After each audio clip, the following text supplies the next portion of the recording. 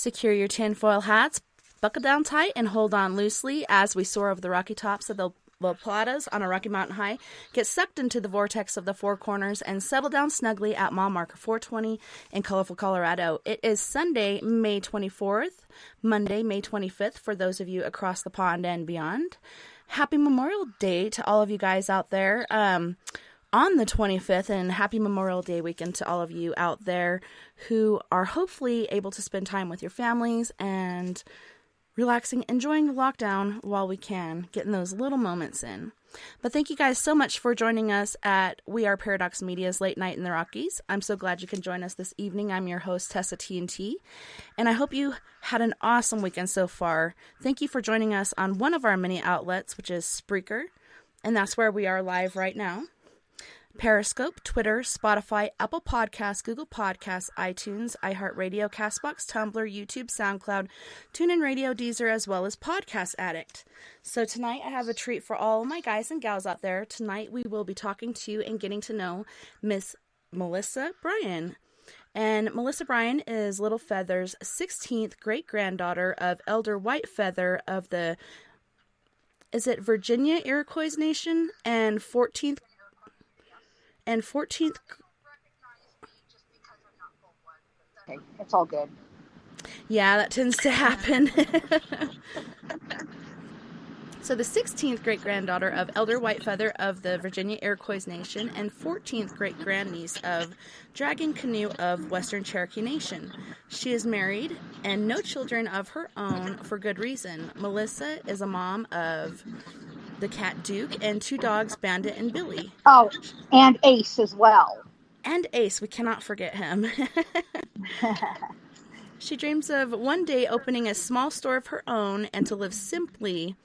Melissa was born in Santa Monica, California, and is 42 years of age. 43. She does 43 now. Yeah, almost 44. Man, time just flies by. Boy, does it. She doesn't own anything except what few physical possessions she is left with and the knowledge that she wishes to impart in her book. She is pedigreed to 16 plus generations of family lineage. As a child, she began to have experiences that she didn't understand at the time, and after a serious injury and illness, Melissa believes that something was left open and never closed again. As she got older, the experiences intensified. Early in life, she had discovered her family's rich history of Native American heritage and links to the metaphysical. There's a long line of mystics, psychics, healers, shamans, and church clergy. It seems that the abilities of which Melissa had closed off and shut down have come open to a smaller extent, got passed to her from her earliest predecessors. Melissa has also at present time discovered the name of her guide, and his name is David. Welcome to her crazy, psychic, messed up life. She also inherited cell memory from lifetimes past, and she knows some things without knowing how it got there. She's allergic to makeup, so she rarely wears it, and she prefers to be natural. Expect under-eye concealer and lip gloss if you meet her. Melissa will explain more in her book, and she doesn't claim to be anything special or extraordinary. She says, I am simply me, and you can contact her at psychicmom2016 at wixsite.com. 17, wixsite.com/Melissa Bryan, psychicmom2017 at gmail.com, and then she has a public number, which you can find on our site. If you got a pin, is 541-833-3069, extension 0. And I have a major book reading, book party, and book launch online, Terza's Bookstore, on Friday at 3 p.m. And I hope y'all will join me. It's going to be fun. I'm going to be reading passages from my book. That's awesome. That's super exciting. Mm-hmm. So what made you decide to write this book? Well, it was just coming up on having so many experiences that I wanted to put them all in one place where I wouldn't lose them or forget them, and also to help those that are starting on their own journeys, because I didn't have anybody growing up to really guide me through this. Did you end up losing your parents at an early age? What exactly happened? No, no. No, my parents are still alive. It's just, I didn't really know anything about it growing up, you know? I was never told anything about the family's history or anything. And I had to find everything out for myself. And at age 21, things were really starting to go crazy, you know? Seeing, hearing, feeling, sensing, knowing, etc. Things that I have no idea where it came from. And it was really scaring me to the point where I'm like, oh, great, no, they're going to medicate me. They're going to lock me up. I'm going to be labeled for life, you know, that kind of thing. My ancestors finally sat me down from spirit and said, well, no, that's not the case. Here's what's going down. You're going to be a shaman. What? I'm going to be a what? Shock, awe, fear, concern. Add that right here. Yeah. I was kind of going, you know, you could have told me this sooner. Maybe I could have I don't know, dealt with it better. Well, yeah, at an earlier age, it's easier to bend and process stuff like that. Yeah. But I think they told me basically as soon as I turned 21, you know, when I was, I guess, of legal age, to kind of figure it out. You know, it was such a weird time. And I mean, all this stuff was just coming at me and not knowing how it's getting there or why or what it was all about. It was really terrifying, you know. And finally, my ancestors had to give me the, you're going to be a shaman talk. Going, oh, great. Now what? Well, not as bad as it seemed, actually. So you were talking in your bio about earlier experiences. And I can hear your speaker. Can you turn it down just a little bit? I don't have anything to turn it down with. I'm on Skype, so I don't know how to do that. Oh, okay. Yeah, there's really nothing to do that with on Skype. Okay, well, going back to your earlier experiences, can you tell us what exactly happened and what you later learned from it? Well, basically, I saw my first full apparition at age 3. It went after my infant sister, and I had to tell it to leave my home. Get out. We don't want you here. You're not welcome. And of course, it left and never returned. And then I went through a series of experiences with finding my animal totems, which are wolf, or bear, wolf, eagle. Eagle was sent by my grandfather to look after me. God love him. Wolf, he came at my life when I was in my 20s and things were kind of going a little bit nuts. I think I needed that grounding influence, you know, and he really helped with that. And that was before I really had any real actual pets, well, with the exception of one cat, but, you know, she's passed on now. And then I traveled throughout, like, the Southwest and Italy, Europe, and all that, and I actually got to meet my ancestors. I actually got to meet some of my ancestors, and that's all documented in my book. And they made their presence in my life very well known. And, oh my God, they've been there for me through everything. Thick and thin, fat and flush, I tell you. It's been a journey. How do they come to you? Do they come to you in dreams, or do they come to you personally? Personally, in dreams, I actually went to Tombstone, Arizona, and I met Wyatt Earp, Doc Holliday, Virgil, and Morgan Earp, and I also met, believe it or not, oh, nice bus, sweet. Sorry, we live at the Fairgrounds RV Park, and sometimes some of these nice buses come through. But, oh, sweet. Who's in there? Huh? It's like, who's in there? Yeah, really. Yeah, some big shot, obviously. But anyway, I got to meet them. I got to meet my cousin Ike Clanton. He's a character. God. Tried to assault me first thing out. Yeah, no, nice introduction, dude. Nice introduction, cuz. Really? Seriously? You had to face off against those guys? Come on. Sheesh. I got to meet my cousin Billy the Kid, who I was married to in my past life. I have all the photos. Everything's documented in my book. I have all my memories in there. Everything's all arranged. He's been there for me, with me, through everything. Thick and thin, fat and flush, he's been there for the whole thing, for the whole ride. God love him. I do love him. He's great.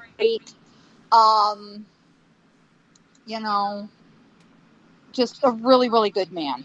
And I've had my encounters with him. I've encountered, oh my gosh, just everything I've ever witnessed. You know, shadow figures, full body apparitions, disembodied voices, oh gosh, everything I can think of. Including encounters with Santa Claus. Yes, I am a believer. Believe me, I am a believer. I have met the man. Oh, and he pulled my fat from the fire a couple of times, actually. That's all documented in my book, too. Yeah, he actually pulled my fat from the fire a few times. So, yeah. I have to say I'm grateful to him as well. Thank you, hon. Mwah, love you. He was indeed a saint. I actually looked him up to, kind of figure out the story and what he did in his lifetime to help that family with the 3 daughters, putting the money in their stockings to keep them from being sold off or whatnot. Mm-hmm. It was amazing. Mm-hmm. Saint Nick. Good man. He saved my life a couple of times, pulled my fat from the fire. I consider him one of my greatest friends, one of my deepest allies, and someone I love and respect in totality. So as far as your paranormal stuff goes, that's what I love, is hearing people's stories. Can you tell us what that first apparition looked like? What exactly happened with it? What was it trying to do? Well, I don't know if this was a helper spirit or if this was one of her guides or someone from her other side team, but basically I'd woken up from a nightmare that had plagued me up until about age 20 to 21, which I finally figured out how to shut that off. There was an episode of Walker, Texas Ranger that talked about how to basically face your nightmares and face your fears in those nightmares and learn how to shut them off. I learned how to do that. I finally faced it. I said, what is this all for, And so it all finally went away. And during the episode, having awoken a very, very cold sweat, screaming at the top of my lungs from this nightmare of everything and everyone, in my life chasing me and, shooting guns at me and, chasing me away and, running from it all that stuff. Very, very frightening. Especially to a kid of 3 years old. How do you explain that to a kid of 3 years old, And having done that, I saw this large, dark, shadowy figure. I don't know if it was male or female, but it had kind of like a veil over it, so to speak, from head to toes. And it grabbed what was then, we called it my sister's diaper basket. It was a basket of stuff that my parents kept at the edge of their bed for my, sister. And, it took it and it floated around the room. I jumped up, grabbed the basket away from it, put it back on the bed, and I said, get out. You're not welcome here. Leave. We don't want you here. Your energy is not welcome. Get gone. And it left. So, I had to protect my sister. I wasn't going to let whatever this was go after her, That reminds me of the first apparition that I remember. As a kid, my sister said we played at the feet of some guy in coveralls that would sit on the porch, and we'd play at his feet. I have flashes of him, but I don't remember a lot about him. But at the age of 5, almost 6, right before my mother was killed in a car accident, this woman Oh, I'm appeared, sorry, and hon. she was wearing a black dress and a black veil that was quite long. I thought for the longest time she was part of it, like what happened, but she actually turned out to be a protector. She came to my sister once and told her to lock and close her door, and we lived off the bend of a highway, and at first she argued with her, like, who are you, why are you in my room, etc., and she got more stern and told her to close and lock her door, and she told my mom about it, and she's like, well, listen to her, and we'll see what happens the next day, and it had rained, and there was tracks up to the window. Somebody had tried to get in. Oh, my God. Yeah, the guy in the coveralls, he owned that property. Mm-hmm. Yeah, I think he was related to us. Long time ago. Yeah, he was a relative, but he also owned that property a long time ago. So, luckily you had a lot of protection, so that was good. Yeah, he was pretty upset when we left. I guess the whole house shook and things flew out of the cupboards, and he didn't want us to leave. Oh, how sweet, poor man. Oh. Well, if you ever see him again, give him my love, okay? For sure. I actually went back in October and visited my aunt and uncle that still live there. The house that we lived in actually burnt down, and they rebuilt another one, but I didn't see him out there. But I'd like to go back again and check it out. Yeah, the fire probably took care of him. He probably crossed. Because that's a lot of heat and white energy, enough to be able to get him to go. So that's probably a good thing. Well, can you tell us more about some of your other encounters, like more in detail? Oh my gosh. Oh, there's so many. I'd have to get my book. Hang on just a quickie second. I'm taking you with me. I'm going to go grab my book and I can get into the meat and potatoes of this stuff. Okay. Let me see. I hate to be a bother, but I just love people's stories. No worries. I'm going to turn on some lights here so I can see what I'm doing. We live in a travel trailer, so I have to kind of... There we go. All right. Now I can get into this. All right. Let me put this down for just a second.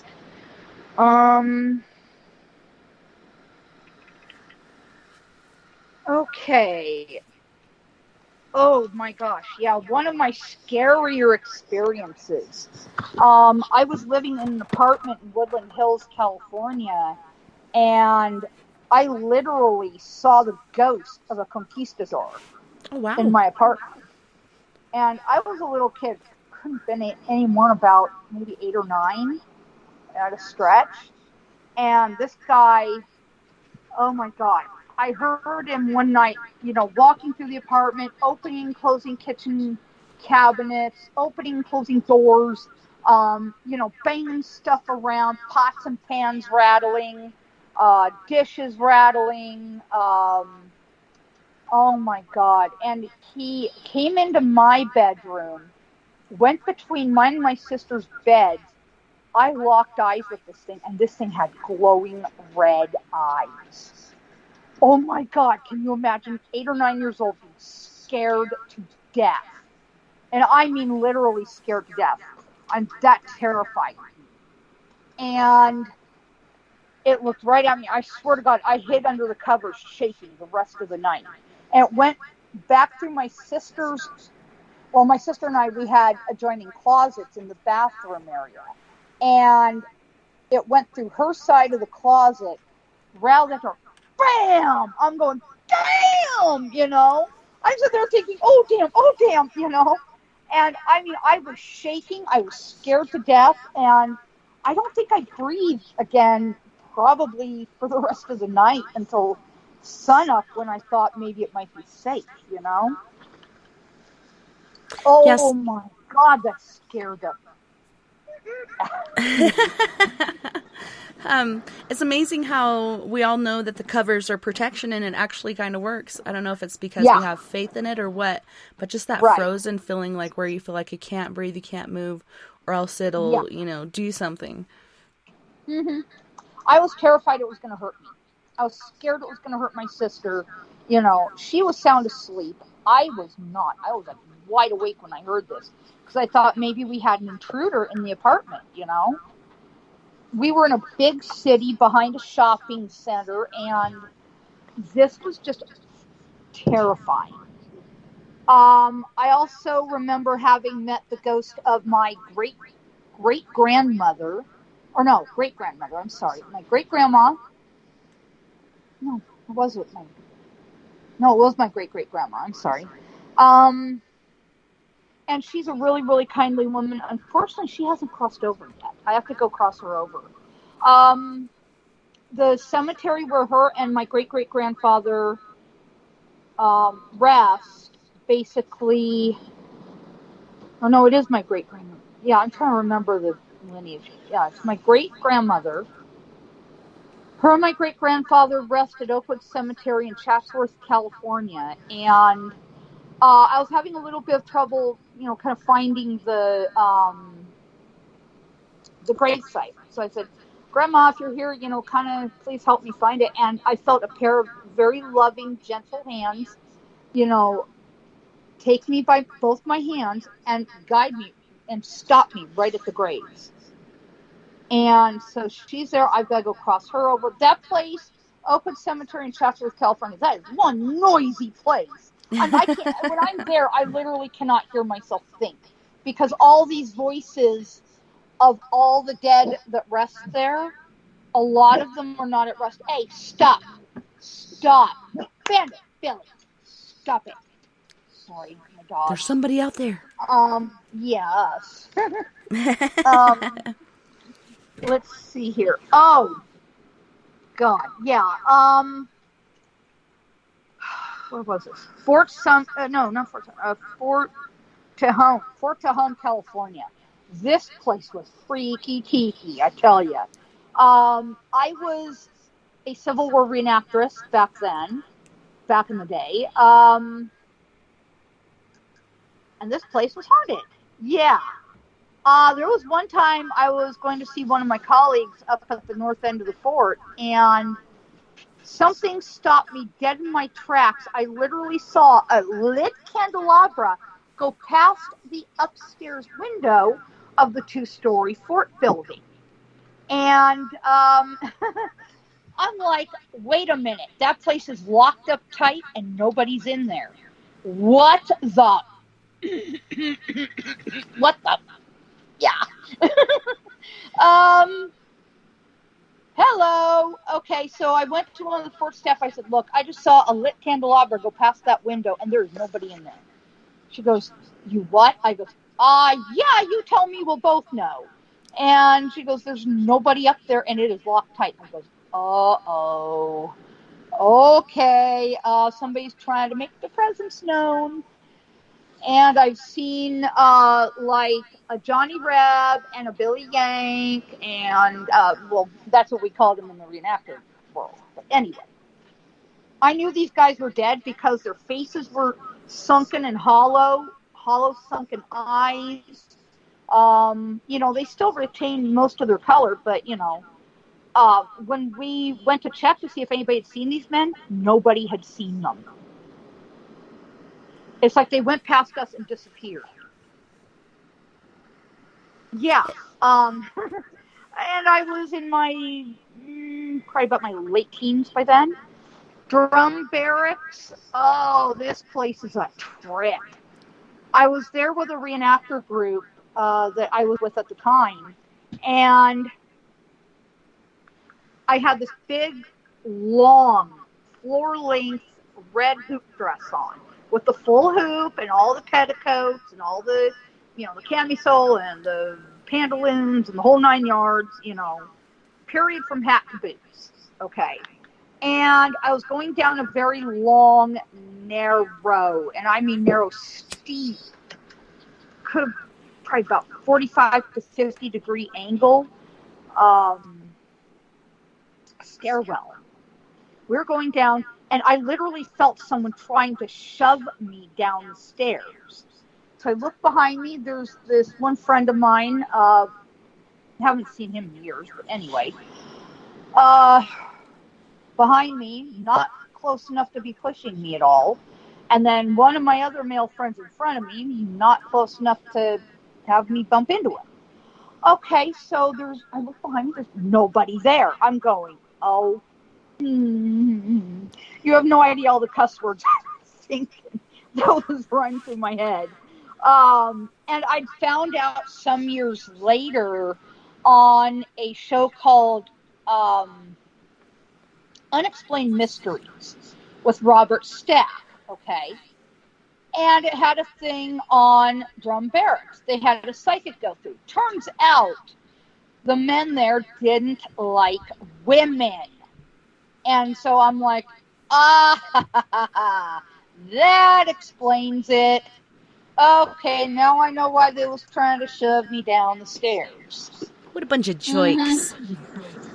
Yeah, they were jerks. Oh, God, were they jerks. God, we lived in this one apartment complex in Tucson, Arizona. This place, oh my Lord, I saw literally everything. I saw a man that looked like my husband, only a lot shorter and with a mustache. And I mean full body friggin' apparition, full color and everything. Face to face with him.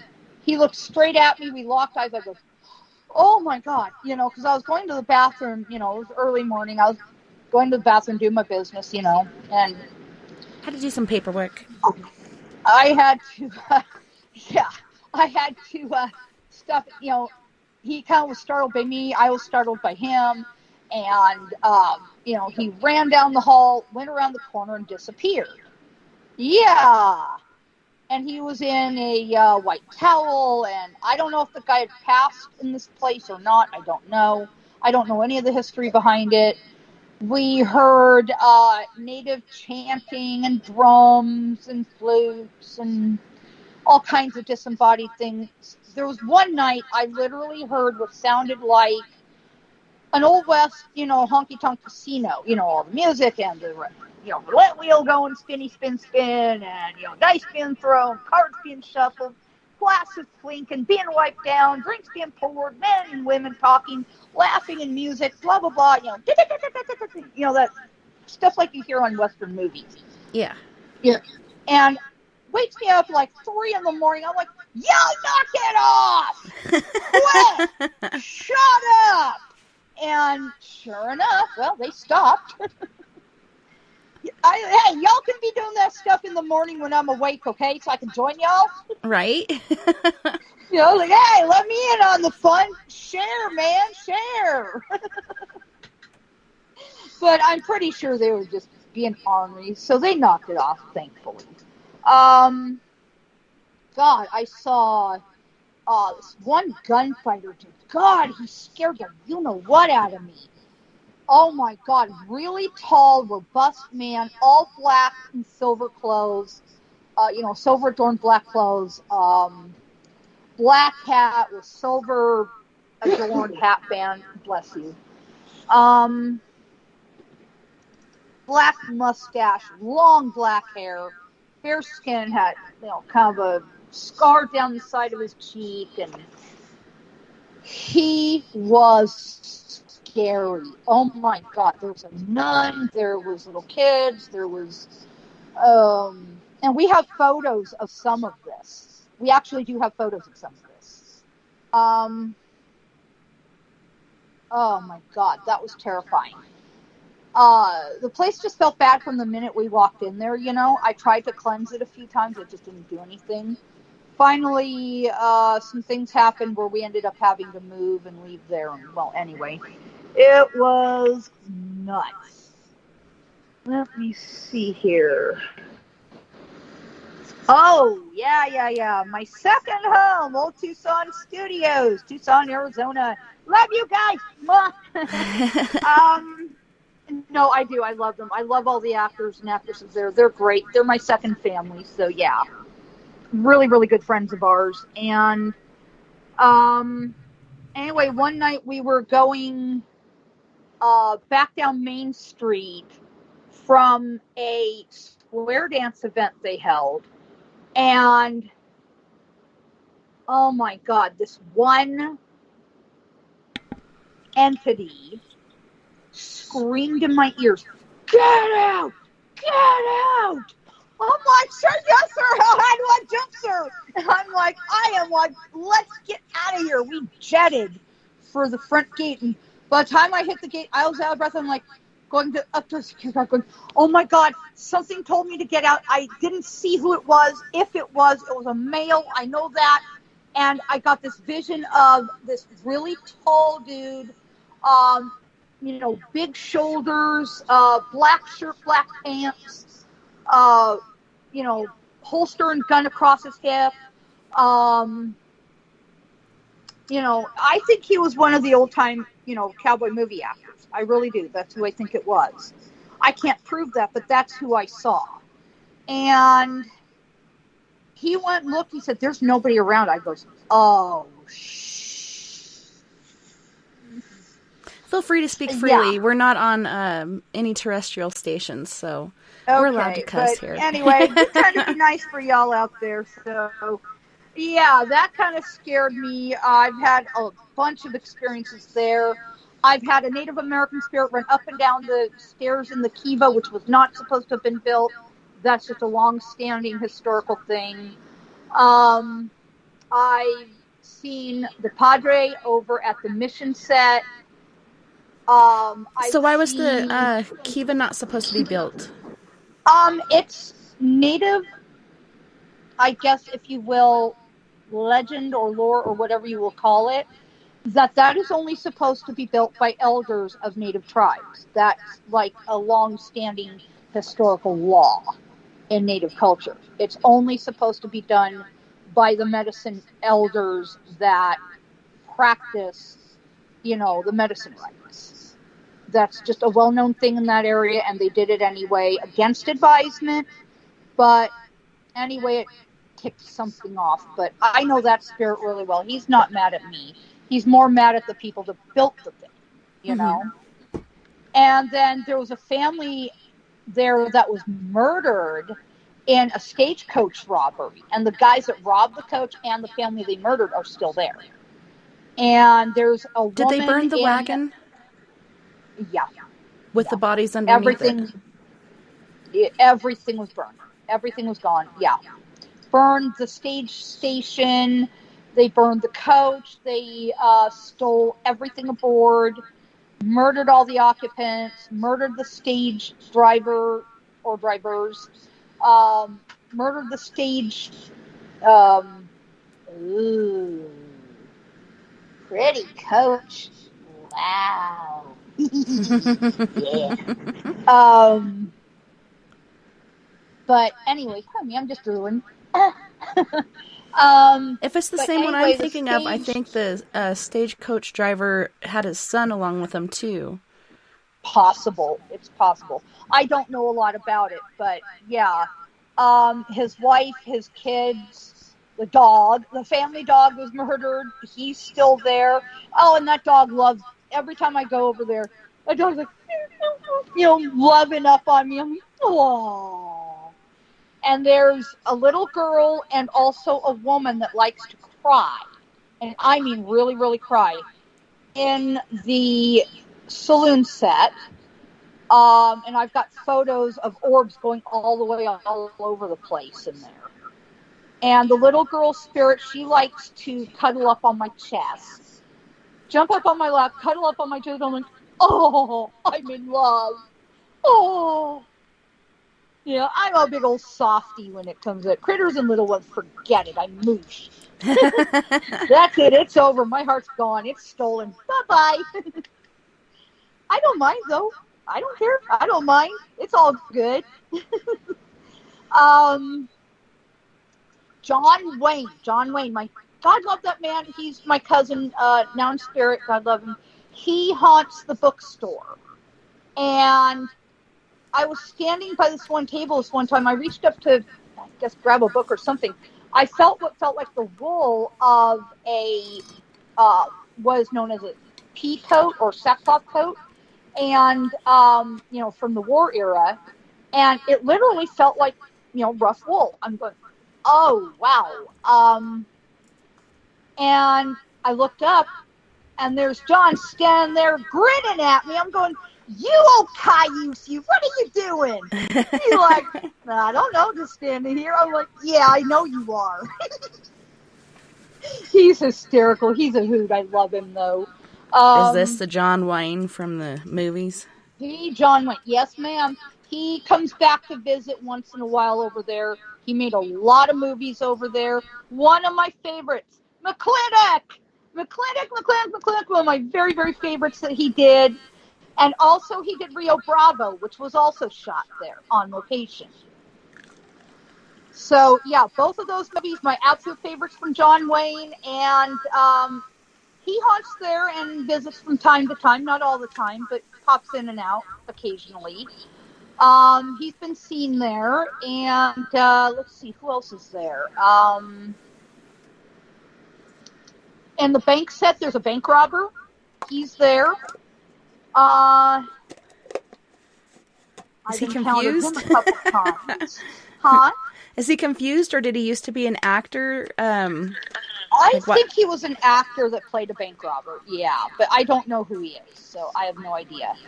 Marlena Dietrich sometimes pops in and out once in a while. I've seen her a couple times.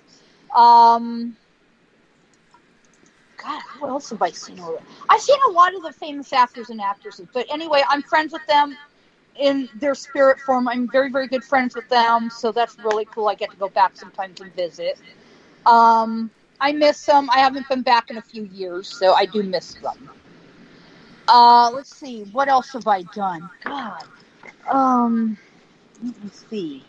Oh, yeah. The museum at Casa Grande, Arizona. Casa Grande, oh my God, the museum director, she was a bitch. She was a bee with an itch attached. She was a bee with an itch attached. Just something you couldn't scratch away. That gal gave me nightmares. But anyway, that place, I had the ghost of a Native American man run directly through me. If you've ever had a ghost go directly through you, it is terrifying. I've had it happen. I've seen shadow figures. I've smelled cigar smoke. I've smelled perfume. I've smelled incense. God.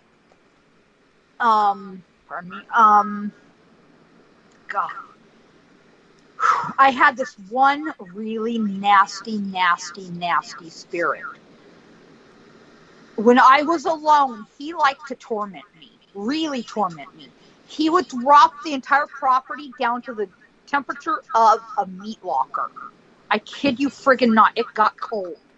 And he would put his icy, nasty hands on me and scream in my ears, get out, get out. I'm like, fuck you, dude. You know? That was my general attitude, was F you, dude. Yeah. You know? But I mean, it scared me bad enough at the time that I would just close down and go home. I put everything away. I got everything locked up. I did everything I was supposed to do. I think I even saw him once as he appeared in life. He was like really tall, medium build, fair-skinned, brown hair, brown mustache, looked kind of like Wyatt Earp, a little bit. But Wyatt was darker than even him. So, he had fair skin, blue eyes. He had like a brown tweed type suit on from, I think, the early 1900s. I want to say about 1900, 1901, somewhere in there.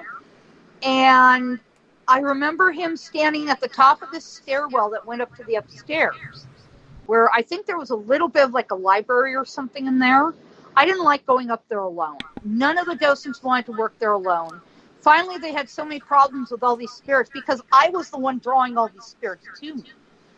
There was a gatekeeper or something in one of the other rooms. There was a bank teller in the bank set. There was, there was a school teacher that was actually a very big protector of me. And her kids, whenever I would go in the, classroom building to, set everything up for the day, her kids would like erase everything off the chalkboard. I would turn around, turn back, and there were handprints and writing on it again. And they would like follow me around with little footsteps. I'd stuff, they'd stuff. It was like a game, you know? It was really cute. I didn't mind. I liked that. That was cool. The teacher, she was really protective, sweet angel of a lady. And they actually, the paranormal team that came in there, they actually got a picture of her standing next to me. Yeah. Wow. I don't have access to that, unfortunately. I lost touch with them. They were not very nice people, unfortunately. Yeah, too bad you didn't get a copy. Yeah, I wish I had. But that sweet, sweet lady, I just absolutely loved her. There was a mountain man explorer in one of the hallways. He was attached to something in there. Oh my God. We had so many spirits in there. It was unreal. It was actually funny sometimes. But the times when the spirits would torment me, I finally ended up having to say, all right, that's enough. And I had to kind of go ahead and get that place cleansed out. And now it's no longer haunted. Thank goodness. And especially since the place used to be a mortuary and funeral home. Oh my God. It was a mortician that was just... He was nasty. Mean, nasty, horrible in life. Mean, nasty, horrible in death. So finally they got all that cleared out of there, and I'm thankful they did.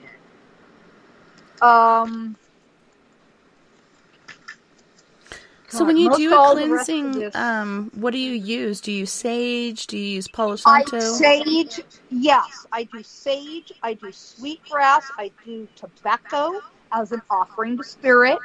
I do Palo Santo. I do black sage, which is black sage. It's in a bundle. I'd have to show it to you. But anyway, I do white sage, and I do... Oh my God, there's so many different things I do that I just bundle them all together and I just smoke it out, you know? I bundle it all together, smoke it out, and it includes everything. And then there's a very special mix that I use that is exclusive to me. It's sea salt, lemon juice, olive oil, this is a big one, and water. Just ordinary water does it. It doesn't have to be holy water. You can make your own holy water if you want. Mm-hmm. There's a recipe for that in my book, and that comes exclusively from Sylvia Brown. Thank you, Sylvie. Love you, sweetie. God rest her sweet soul. Oh, I miss her. But anyway, her books are what turned on the light bulb for me. Helped me not to be scared, you know? But you mix the contents of that in a spray bottle. It doesn't have to be fancy, just a spray bottle. Ordinary from the grocery store, couple bucks. Okay? You can get most of the stuff at a grocery store. Very, very inexpensive. And mix it up in a spray bottle. Spray it everywhere. Spray it liberally. I mean, go around everything. Every corner, door jamb, window frames, door frames, inside, outside, baseboards, floorboards, where the ceiling and the walls meet, every inch of anything and everything. You know, you might have to pull stuff away from the walls and all that, but don't worry about that. You can put the mess away later. But that, it literally clears stuff out. Do you also put it down the drains? Yes. Yes. I do that. A lot of people forget that, and I'm like, man, that's a really good hiding spot. Right. Yeah, you don't want to put, you want to put it everywhere. Just spray the dang stuff liberally. Pour it down the drains. Do whatever you got to do, but use it. You know? God, where else have I been in my life? Let me see. You were talking about the Padre. Yeah. Over at the mission set at Old Tucson, yeah, I've seen him a few times. I've talked to him. Nice guy, but he's... Why is he still there? He's protecting something. There's something there that he's protecting. I don't know what, but there's something there. I've heard rumor. I cannot prove it. So, just take my word for it. All I know is he's hiding something. What it is, I have no idea. It may have been from a long time ago, but he is protecting something. It's interesting. Oh, yes. You've heard the story of Billy the Kid. Well, there's a guy by the name of John Miller, claimed to be him, but while drunk. I don't believe he is, but I do believe he is a relative of. I've done all the family history work to see where he comes in and where the other guy, the Brushy Bill guy, comes in. They're both cousins on the maternal line, but they are not the same person. So, yeah, Brushy Bill was he the guy from New Mexico that was claiming to be Billy the Kid? No, Texas. He took Texas. Yes. John Miller was from Arizona. He claimed to be Billy. Yeah, he looks a lot like him. But here's the kicker. Both guys were maternal cousins of the same person. But were not the same person. They were different lines, but the same, family Genetics. tree. As it were. Genetic tree, yeah. I went to go put flowers at his grave and to, apologize for how people had treated him and his remains because they wanted to dig him up and blah, blah, blah. And they ended up digging up his skull. I'm like, no. I don't care who you want to try to contact. You do not dig up somebody's skull and disturb their resting place. So disrespectful. Period. You don't do it. Yeah. You don't do it. Period. End of story. I don't care what happens. And he's like, what the blank are you doing here? I goes, I'm here to say I'm sorry, to apologize for how they treated you. I want to make amends for what they did to you. That was not right. It was not cool. I am opposed to it. I don't care what anybody says. I'm opposed to disturbing resting places. Period. End of story. You don't do it. That's disrespectful. Yeah, a lot of people go out and they investigate cemeteries and such, but it's a resting place. Do not dig up the dead. Do not dig up the dead. Period. End of story. I don't care who you are. I don't care what you do. Do not dig up the dead. Period. Yeah, I guess if anything works, that would freaking work to get some sort of contact. Man, I wonder if they did dig him up. I wonder if they were haunted by him for a while. They took a sample from his skull because they wanted DNA analysis. I said, you want a DNA analysis? Why don't you just test me? I'm a relative of these people. Test me. I'm their relative. You test me. You want a sample? Come after me. Don't do it to them. They don't deserve to be disturbed. And, right. And that's the other thing. On Billy the Kid's grave, I'm going to let y'all in on something. The one that they have that's the monument, that is not the real grave. No. That is not the real grave. No, that's for the tourists. I know where his real grave is. If you go just inside the gate and you go kind of catty corner a little bit, probably about 5 or 10 feet, you'll come to 3 graves side by side. That's the real one. So the other one is to kind of throw people off? Yeah. Yes. Is that the one that's under concrete and it's got a little iron fence around it and stuff? Yes. But I go over there occasionally, every once in a while.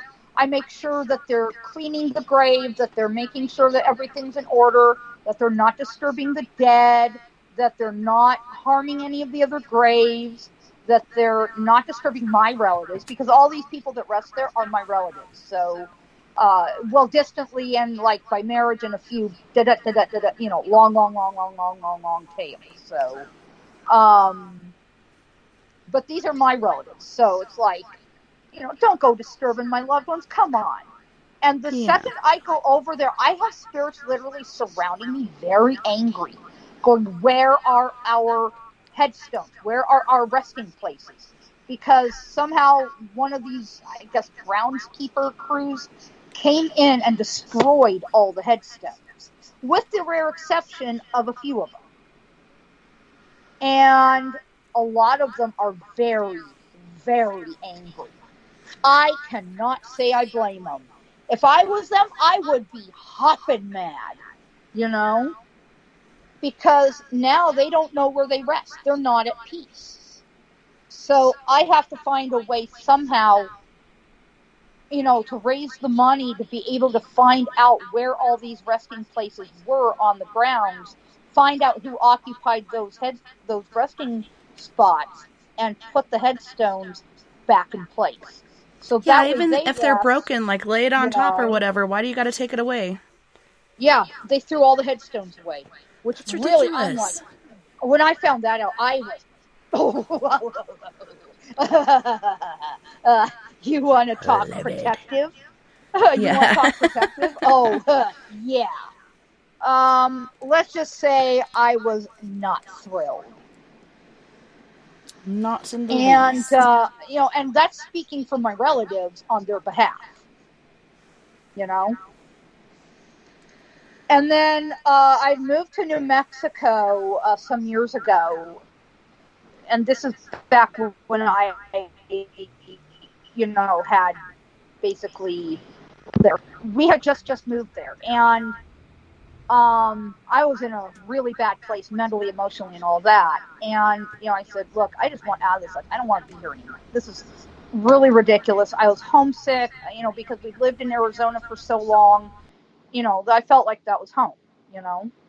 And I have a past life connection there as well. So that didn't help matters. I was feeling homesick and, cut off from everything and everyone, out in the middle of nowhere, didn't know anybody, didn't want to at the time.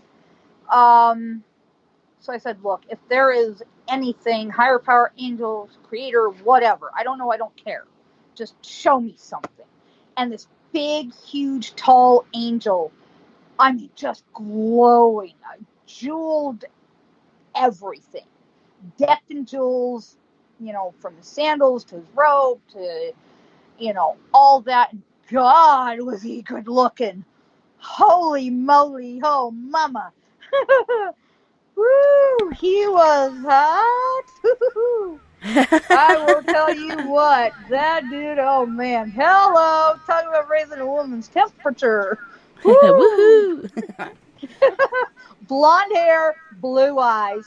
Oh my God, wavy blonde hair down to his shoulders. Oh, wow. And he held a lantern in his hand. And I'm like, hang on. I got questions. Hang on. I had a million questions going through my mind. So I ran down the hall, grabbed my mailbox keys, because I was going to go to the mailbox anyway. To grab my socks and boots. I'll put them on as fast as possible. He turned to me, he goes, and walked away. I'm like, what the? I'm like, no, don't go away. Come on, come back here. I've got a million questions. Come on, man. And he turned away and just walked away and disappeared. I looked around and go, what the hell? I'm like, what the frick? Looking around like, and I asked the puzzler, did anybody see a really tall, good-looking dude? I don't know. We haven't seen anything like that around here. I'm like, dang. Not in these parts. Okay. Huh? I said not in these parts. Yeah. But god dang was he hot. He was real young. Couldn't have been more maybe, he looked like he was in his maybe early to mid 20s. And where were you? And huh? Where were you? I was in Arroyo Seco, New Mexico at that point. Okay. Like, were you at your house or you were? Yeah, I was at my then home. We had just moved in. Wow. So it was like, we didn't have half of anything. We were like still literally moving in. We didn't have half of nothing. And it was kind of, it was a really, really rough time. And I was homesick. I was sad. I was just, at that point, at the end of my leash and just wanting to just give everything up, because I didn't really want to be there, but I didn't have a choice. Yeah. Do you have any? House, that house was haunted. Ooh. Yeah. It makes you wonder, like, every house that I've moved into, I've had experiences in, and it makes me wonder, is this house haunted, or am I haunted, or is it kind of like a mixture of both? And I think it's a mixture of both. You and I both, hon. Mm-hmm. You and I both. God, I'm so haunted, it's not even funny. I mean, over here, for example, we were in a different trailer at the time, and the door that looked out on the fairgrounds from my bedroom is where I'm sitting now. And I was looking over toward the river which adjoins the fairgrounds over here. And I saw a big, tall dude, yellow blonde, straight hair down to his shoulders, handlebar mustache, fair skin. I couldn't see his eyes real good because it was kind of far off. He was wearing a old-style men's shirt and in cream color, tan pants, and tan boots up to his knees. He was not of our time.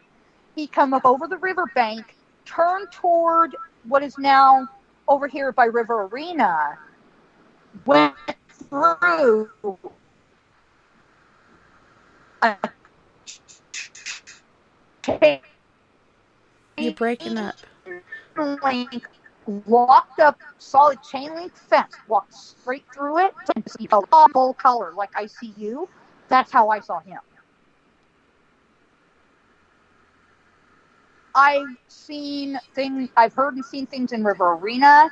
I've heard, like for example, when my cousin who lives with us and I were over at the horse stables, I was doing some filming for a video for some of my work, and I was coming back toward here with him, walking back to here, and behind me, I heard what sounded like Native American bird calls, like you hear in Western films. You know what I'm talking about, right? Mm-hmm. Okay. Well, I look behind me and I see these young Native American, warriors. And I call them warriors in the most respectful of terms because that's what I consider them to be. They're looking at me, grinning. I'm like, you guys, I'm going to hug you. They're laughing their butts off. Oh, I'm going to get you. Oh, I'm going to hug you. I'm going to so hug you. I'm going to hug the stuffings out of you. They were laughing. Yeah, I know. Oh, those goofballs. God, I love them. Oh. But anyway, yeah, no, I do love them. They're great. Well, on that note, Melissa, we do have to go to our first musical break. Okay. And on this break, we have King Cinnamon from Biafra, Nigeria, with Al Imo Ederela. And then we have Hosni Bronx, who is from Jamaica, and he spends some time in the Bronx of New York. And he's going to be singing Dance as a Lion. And then we're back to King Cinnamon with Fantastic. You guys don't go anywhere. We'll be right back right after this musical break.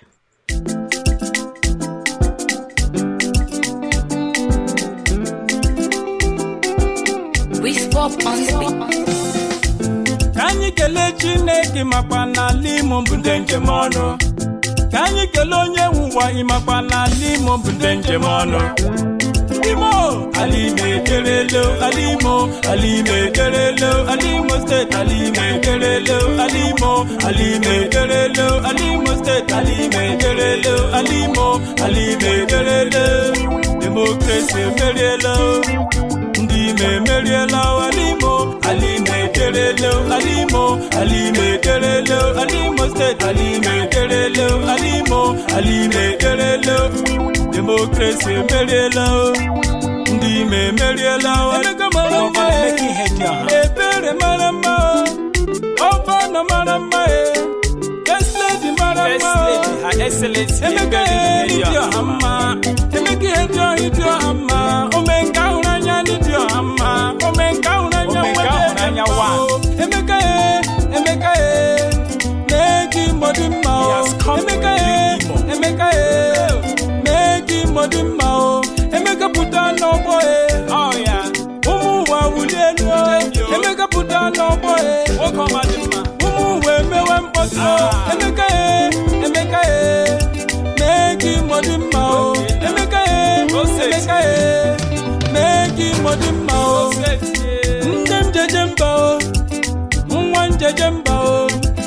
Ndem jemano. Deputy Governor must get chilike. Gerard Ronna Karaka, Wokoma Dima, Porabo, Deputy Governor, Deregima, Aluguda Deregima, Alimo State Deregima, Ala Nigeria Maragima, Onya Jemono, standing one with Uche Karaka, Stanley Onye Babamba, President Good Life Foundation, Shirike, President General, Zeni Group of Companies, President General, Financial Master Karaka, Alo Were Dirigima, Alambise Dirigima, Alimo State Dirigima, Ala Nigeria Maragima, Onye Jemono, Franklin Nage Shirike, Mebe Arabido Hotels, ABC Transport Karaka, Alo Were Dirigima, Alambise Dirigima, Alimo State Dirigima, Ala Nigeria Maragima, Uchonya Gochande, Honorable Mokomadima, Onye Horo Nyageleni Yao, Mawugi, Ginando Tugio, Mawunule, Njigari Chinala, Imo State, Mawugi, Ginando Tugio, Mawunule, Minigari Zonala, Imo State, Alo Were Dirigima, Alo Were Dirigima, Alimo State Dirigima, Ala Nigeria Maragima, the German, Orange Drugs Limited, Jisa Anthony Ifani Chubundu Business and Ishirike, Ikenga Dichele, pride of his people, most outstanding one, Okoma Marama, Iborabo, Alo Were Dirigima, Alijato Dirigima, Alimo State Dirigima, Ala Nigeria Maragima, Honorable Jowagu Shirike, Honorable Bina Shirike, Jere Labosa Shirike, Tochukwo Kereke Shirike, Okahu Be Shirike, Intina Beninati Shirike, Onyamana Construction, Koko Madema Ikaraka, Onya Shiwole Heborani, Etemu Imarama, Wokoma Jemba, Wokoma Dema Ikaraka, Wiz Popule, Ibo Felamo, Onyamana Pito, Akana Kompa, Ikaraka, Eziwa Mama, Mr. Ludwiriwa, Wokome Jemba, CEO Lisa Ventures, Ikaraka, Democracy Merielo, Ndime Merielo.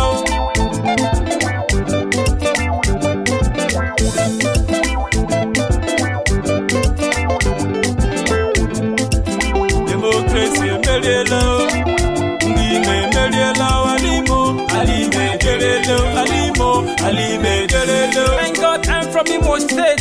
Emeka has come to rejuvenate. Imo State, make you jubilate, make you celebrate. Emeka Shikwen say, this one no be say them say. Emeka has come to rejuvenate. Imo State, celebrate, make you jubilate. Ala mekele His Excellency Achikudenwa, mekele kwa His Excellency Dr. Kedo Hakim. Yemaka Right Honorable PDK, mekele kwa Right Honorable Jones Oyereri. Ala mekele Senator Onyebuchi Mr. Empowerment. Mekele kwa Right Honorable Emeka Chinedu. Umo mimo lowali bia na Alimo. Alima Adilama. Cliffito.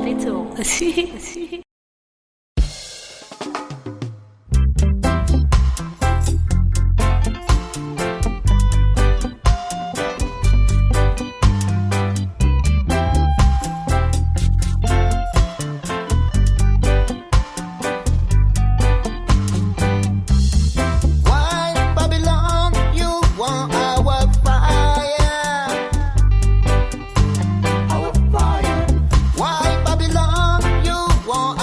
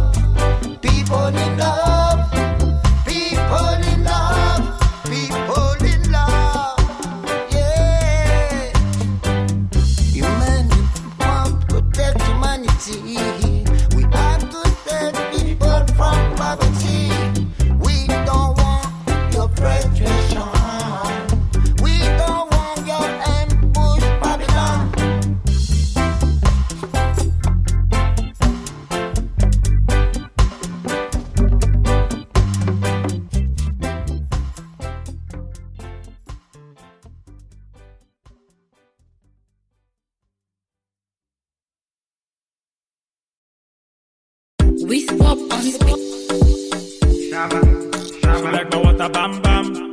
King Cinnamon. Oh shit, baddest. Take your bam bam anywhere you day. Play your bam bam, it is a Friday. Mama, let's ball, it is a holiday. Anything you want, baby, I will pay. Take your bam bam anywhere you day. Play your bam bam, it is a Friday. Mama, let's ball, it is a holiday. Anything you want, baby, I will pay. Fantastic. Baby girl, you romantic. Fantastic. Baby girl, you romantic. Put your brother, baby, gather something. Come on closer, baby, gather 19. I know you better, but I am the king. Your backside bigger than Bombay. Baby girl, broncotum. I like the way you want your broncotum. Baby girl, broncotum. I like the way you want your broncotum. Jamaica, Ghana, shout out to the ladies in Asia, Nigeria, South Africa. Say me love you. Please me, baby. Yeah. Turn up from you. Take your bam bam anywhere you day. Play your bam bam, it is a Friday. Come on, let's go, it is a holiday. Anything you want, baby, I will pay. Take your bam bam anywhere you day. Play your bam bam, it is a Friday. Come on, let's go, it is a holiday. Anything you want, baby, I will pay. Fantastic. Baby girl, you romantic.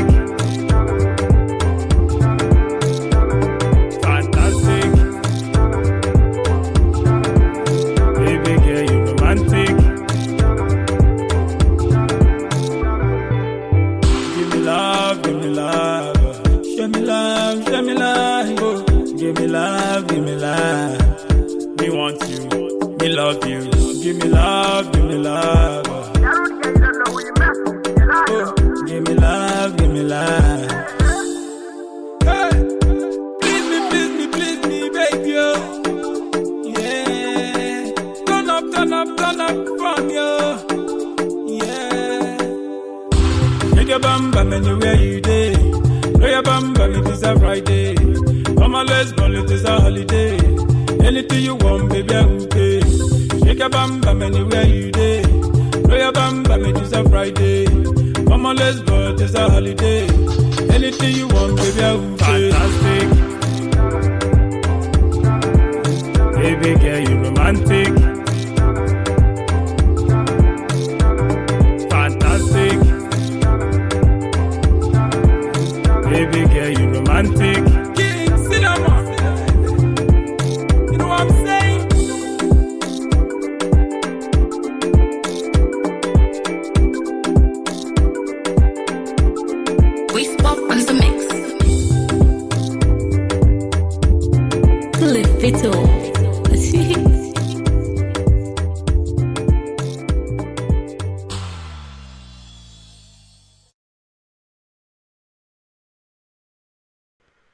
Welcome back, and thanks so much for joining us tonight on We Are Paradox Media's Late Night in the Rockies. Tonight we are joined by Miss Melissa Bryan. Melissa, welcome back, and thanks so much for hanging out with us tonight. Awesome. Basically, as I was telling you, there was one time I had gone for a trip through the Southwest to figure out some very violent nightmares I was having of a time I did not recognize, did not know, and I was standing on this dirt road, and it was winding through, mesquites and junipers and all this stuff. And to my side of the vehicle, there was this row of kivas, that had been deteriorating over quite some time. And I encountered a native girl there, and she stepped into my body briefly, just for a few minutes, I'd say. And I actually got to see life through her eyes, through her culture, through her knowledge. And it was really cool because I got to see things from a very, very different perspective, And when she left my body, she was standing right next to me, like in a buffalo robe, looking out over that area. And it was back to, our modern time at that point. And so it was really cool. We actually kind of got to know each other, which was really nice. And so it gave me a feeling for what I would encounter in coming years. And as for Halloween, oh God, Halloween used to be really cool. We used to put on a haunted house and, give out candy. And, I did a lot of baking, and people would be able to get, pies and cake and cookies and all that, punch and coffee and I think apple cider and all that good stuff. So we'd put on a real big show for them. And I had literally encountered this photo that my neighbor's granddaughter took. It was like this black hooded, white face with red glowing eyes sitting on the corner of one of the tables. And I know for a fact we did not buy anything like that. Yeah. That was not ours. I'm going, crap. I was like, oh, crap. Great. Now what? Glowing eyes is never a good sign. Yeah. And so I encountered that, and God, there were faces appearing in some of our stuff, and, there were apparitions throughout the property because that particular thing of houses where the post office was basically used to be the town cemetery. Oh, wow. And they moved the bodies, but there were some we feel did not get moved because I would see things walking through our house. I would see shadows and full body apparitions. And there was one thing I saw, and it would be a lady's, like the edge of a lady's night dress or nightgown or night something or another, walking away from me, with lace edging, very fancy. And I would hear shuffling skirts, and I would,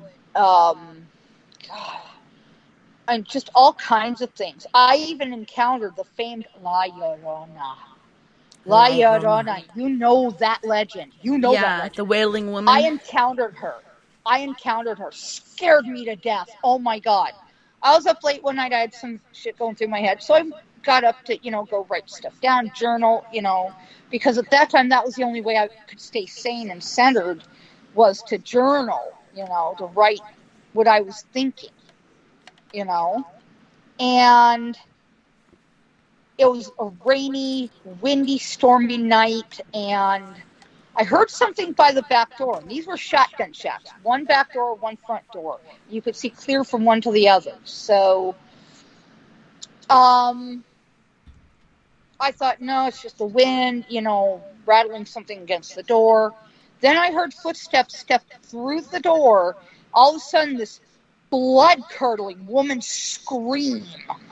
And I'm like, okay, that's it. I'm out of here. I finished writing. I shut the lights out. I high-tailed it, hell for leather, back to the bedroom, jumped into bed, pulled the covers up over my head, grabbed onto my husband. I was absolutely shaking. I didn't come back out till morning. I mean, that was freaky. And yes, we lived along a creek, and that was the arroyo, arroyo seco, which means dry creek. And normally that creek is completely dry, but that night, no. That was a wet creek. And, oh yeah. Yeah, we were. Hacienda Martinez. Hacienda Martinez was built by my Martinez relatives, my ancestors, okay? Very, very extremely long tail by marriage, et cetera, et cetera, et cetera. Da-da-da-da-da-da. Okay. Anyway, became like a second home to me again, like old Tucson was, when I lived in Arizona.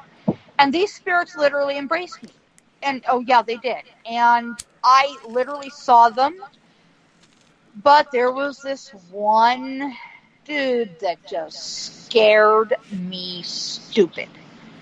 And I had heard that he had murdered somebody. I think it was like a knife attack or something.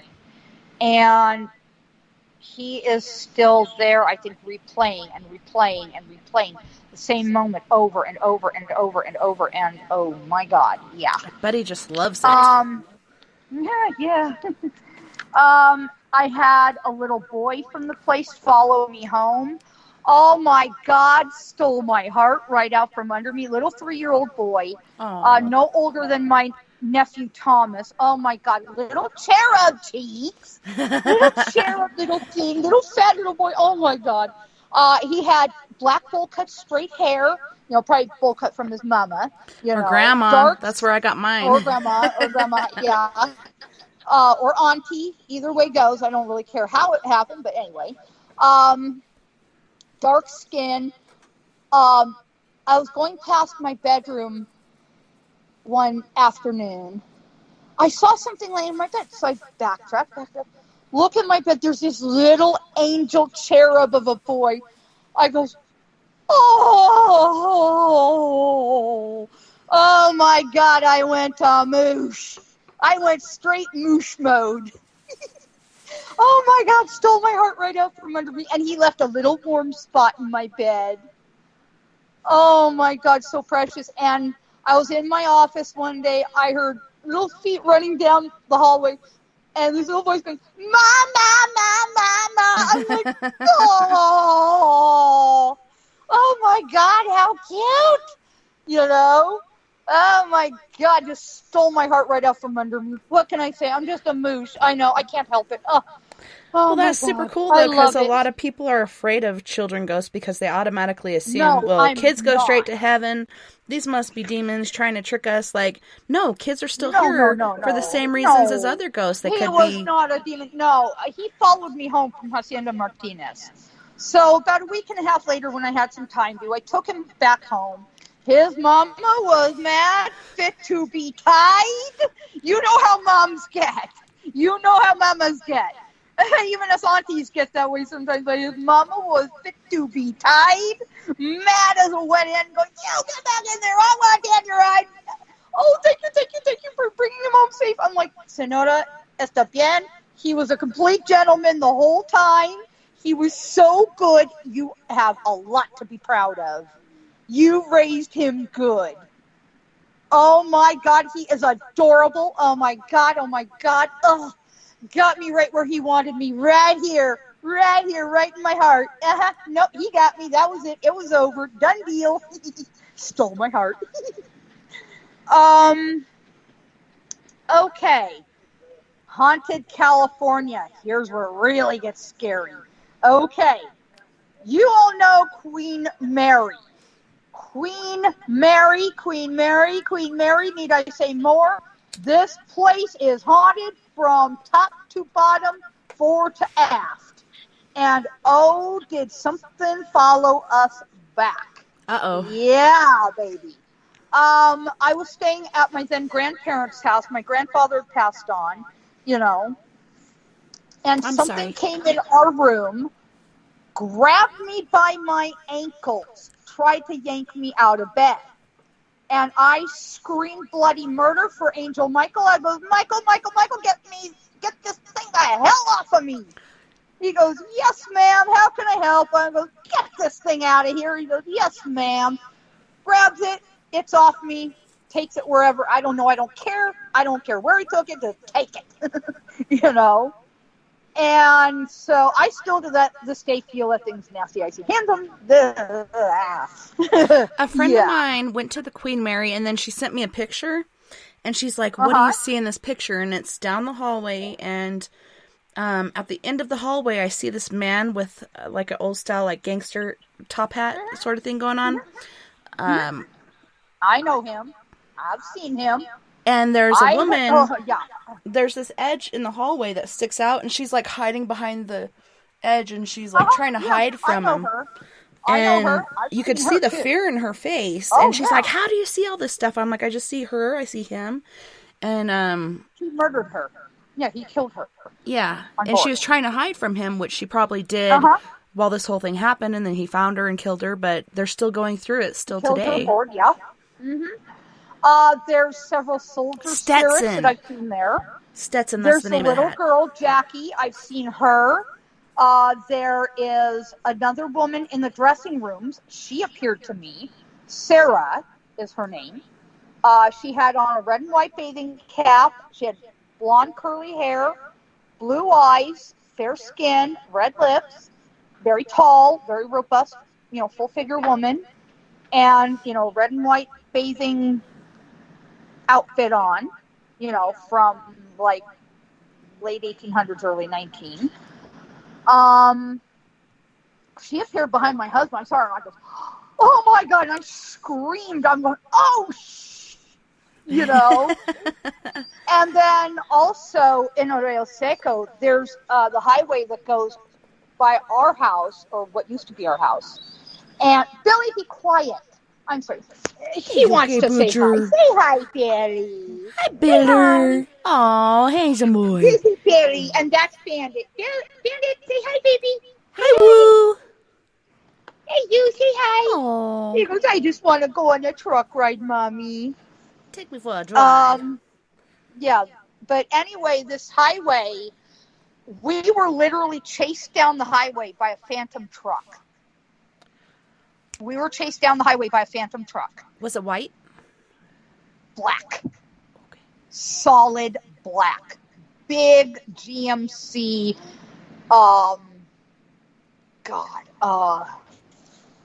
With the high tires and the high beams on. I mean, the faster we went, the faster it went. We pulled into our driveway, almost crashed, and when we got into our driveway, it didn't follow us. No, it had stopped doing whatever it was doing right as we got to our driveway and disappeared. We have no idea to this day, honestly. That scared the living. Yeah. God. I've seen shadow figures in that house. El Rancho Hotel in Gallup, New Mexico. John Wayne and Aaron Arness are buddies, hang out there. They're cousins to each other and they're on my line. Yeah, go figure. But they're hanging out, spending their afterlife there as well. And yeah, James Arness. But anyway, they hang out there and, they're having a good time. So, hey, leave them to it, Kit Carson, God love that man. If it had not been for him, Billy and I never would have met. Yeah. So I credit him with that. So that's a good thing. He and I have made our peace as far as that was concerned. I went to try to get a docent job there at the museum. Turns out there was a bunch of BS I had to go through, which I didn't have the funds for at the time. So that was kind of out. And as I was talking to the head docent there, I heard, very heavy boot steps pacing back and forth over in the room closest to the street side, which was not the main drag, but one of the offshoot streets. I don't remember the name right off the bat. Huh? Oh. But anyway, I asked the docent, look, I had worked security a few times, which I had in the past. And so I said, look, I've worked security before. Do you mind if I go get whoever's in there out of here? Because I know they ain't supposed to be here. And this is my cousin's place. I don't tolerate nobody messing with my family's stuff. So do you mind if I go take a look? She goes, yeah, go ahead. If it'll make the place secure. I go, yeah, sure. Why not? So, okay. I'm in, the full period dress stuff, set my purse that matched down on one of the interpreter center benches. I go down there, I look around, I go, hello, anybody here? Hello, anybody here? You in here? I'm going to toss you out on your ear and you're going to be out on your behind. Out of here now before I kick your ass. And looked around, listened, nobody there. I looked all the way around in all the rooms, nothing. Nobody there. Okay, so I'm thinking, all right, okay, I don't know what that's about, but all right, so I go back to the interpreter room, start picking up my purse. I feel somebody watching behind me. So I slowly raise up. Nobody there. So I go back to gathering up my purse. All of a sudden I hear a man breathing in my ear, and a voice that says, "Come here." I mean, very forcefully. "Come here." You know, big, deep, growly voice. "Come here." You know, I'm like, okay. So I pick up, I get ready to swing around because I'm about ready to whoop somebody's butt, you know. And I hear a laugh. I go, "Kid, you little, I'm going to get you." He's laughing his butt off. I'm going to get you. Oh, I'm going to so get you. He goes, "I got you." I'm like, "Yeah, you got me. No, I'm going to get you." Crazy cousins of mine, I tell ya. Oh, my God. Las Vegas, New Mexico, we visited the hotel there. Turned out I'd found out through Ghost Adventures, and this validated the claim I'd made that I'd experienced. And I have this and had it in photographs long ago. I don't remember what happened to those. But anyway, we were in one of the ballrooms, and I felt a very icy hand on my neck. I goes, "Get off me." I told this thing, "Get off me, get away from me, now. Get off me." And, you know, it clamped on her. I goes, "No, get off me. Get out of my aura, get out of my space, get out of my neck, stop." You know? So I ended up having to leave that room. And, in fact, Zach and his team from Ghost Adventures had experienced the same thing.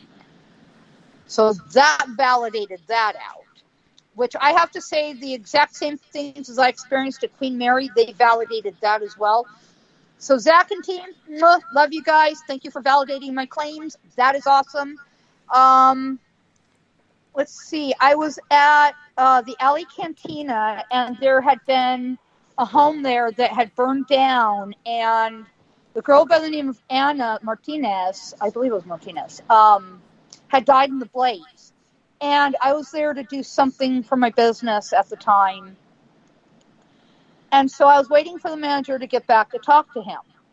And she and I literally came face to face. I think she was about as shocked to see me as I was her. And so that was interesting. But hey, at least she's really, really, really nice. Governor Bent Residence Museum, I was grabbed at. There had been a massacre there back in the 1800s. Yeah, I'd been grabbed up there. Oh my God. Let me see here. I'm going to see if I can find some other really scary. Oh, yeah, you guys have heard of Goldfield, Nevada, right? Well, it turns out Virgil Earp was the marshal there, so it's not as scary as what they actually let on. But we were driving past there to go to Vegas to visit my aunt and uncle, and we went literally right past the Goldfield Hotel. Oh, my God. I'm like looking up going, oh, my God. The stuff of legends, you know? Yeah, it's like old style. And does it have the little billboard on top? It's not little. It's actually pretty big. That says yeah, the Goldfield. yeah, it's got something on top. I didn't see what it was, but yeah, it does. But something grabbed my arm and tried to pull me into the hotel through my truck door. I'm going, no, thank you. It's like, come on. Yeah, no, they wanted to talk. I think they actually wanted to talk to me. And I don't mind going back eventually. You know, I might just do that eventually. Let me see. I'm going to try to go to some of my other really scary stories. I'm going to find one that's really, really, really terrifying. One of the ones that I had actually experienced back in my former home outside of Cuesta, New Mexico, we call this Rancho Paranormal. Rancho Paranormal, this place was haunted from rooftop and rafters all the way down to basement floorboards. I friggin' kid you not. We had Native American spirits. We had, oh my God, we had footsteps, cold and hot spots, and something did not want us in the main house. We would get scratched and burned and bruised and literally beaten within an inch of our lives. Myself and my cousin most especially, we got really, really badly injured from it. And this place I swear to you, drew bad people to it like flies to honey. Okay? And we got, in the end, we got home invasion robbed again and again and again, until finally one night we were all laying in the same room in our beds, in our individual beds. Saw this one person come up to our bedroom window with a high-power LED flashlight looking for something to steal. I said, all right, that's it. Enough. I'm done. I am done. We're out of here come tomorrow morning. We packed up everything and left. Literally left. And from that point on, we were homeless quite a bit. Man, it was a really bad, rough time. But eventually we were in a truck wreck that almost killed us, all of us. But in the end, we ended up living through it. My cousin was the only one really seriously injured. And he's since recovered. My right shoulder has never been right, along with my neck and all that. I've never really been right in my neck and shoulder again. But I saw, and we have this in our photos from the wreck investigation. They gave us copies of the photos. There was a ghost that looked identical to me standing at the DOT bumper of the truck that hit us. But it was not me. Looked identical to me, but it wasn't me. Had blonde hair. And I'm like, that is not me, but it looks identical to me. Dressed all in black from hat to boots. I mean, that was crazy. And you could see right through her. I'm going, whoa,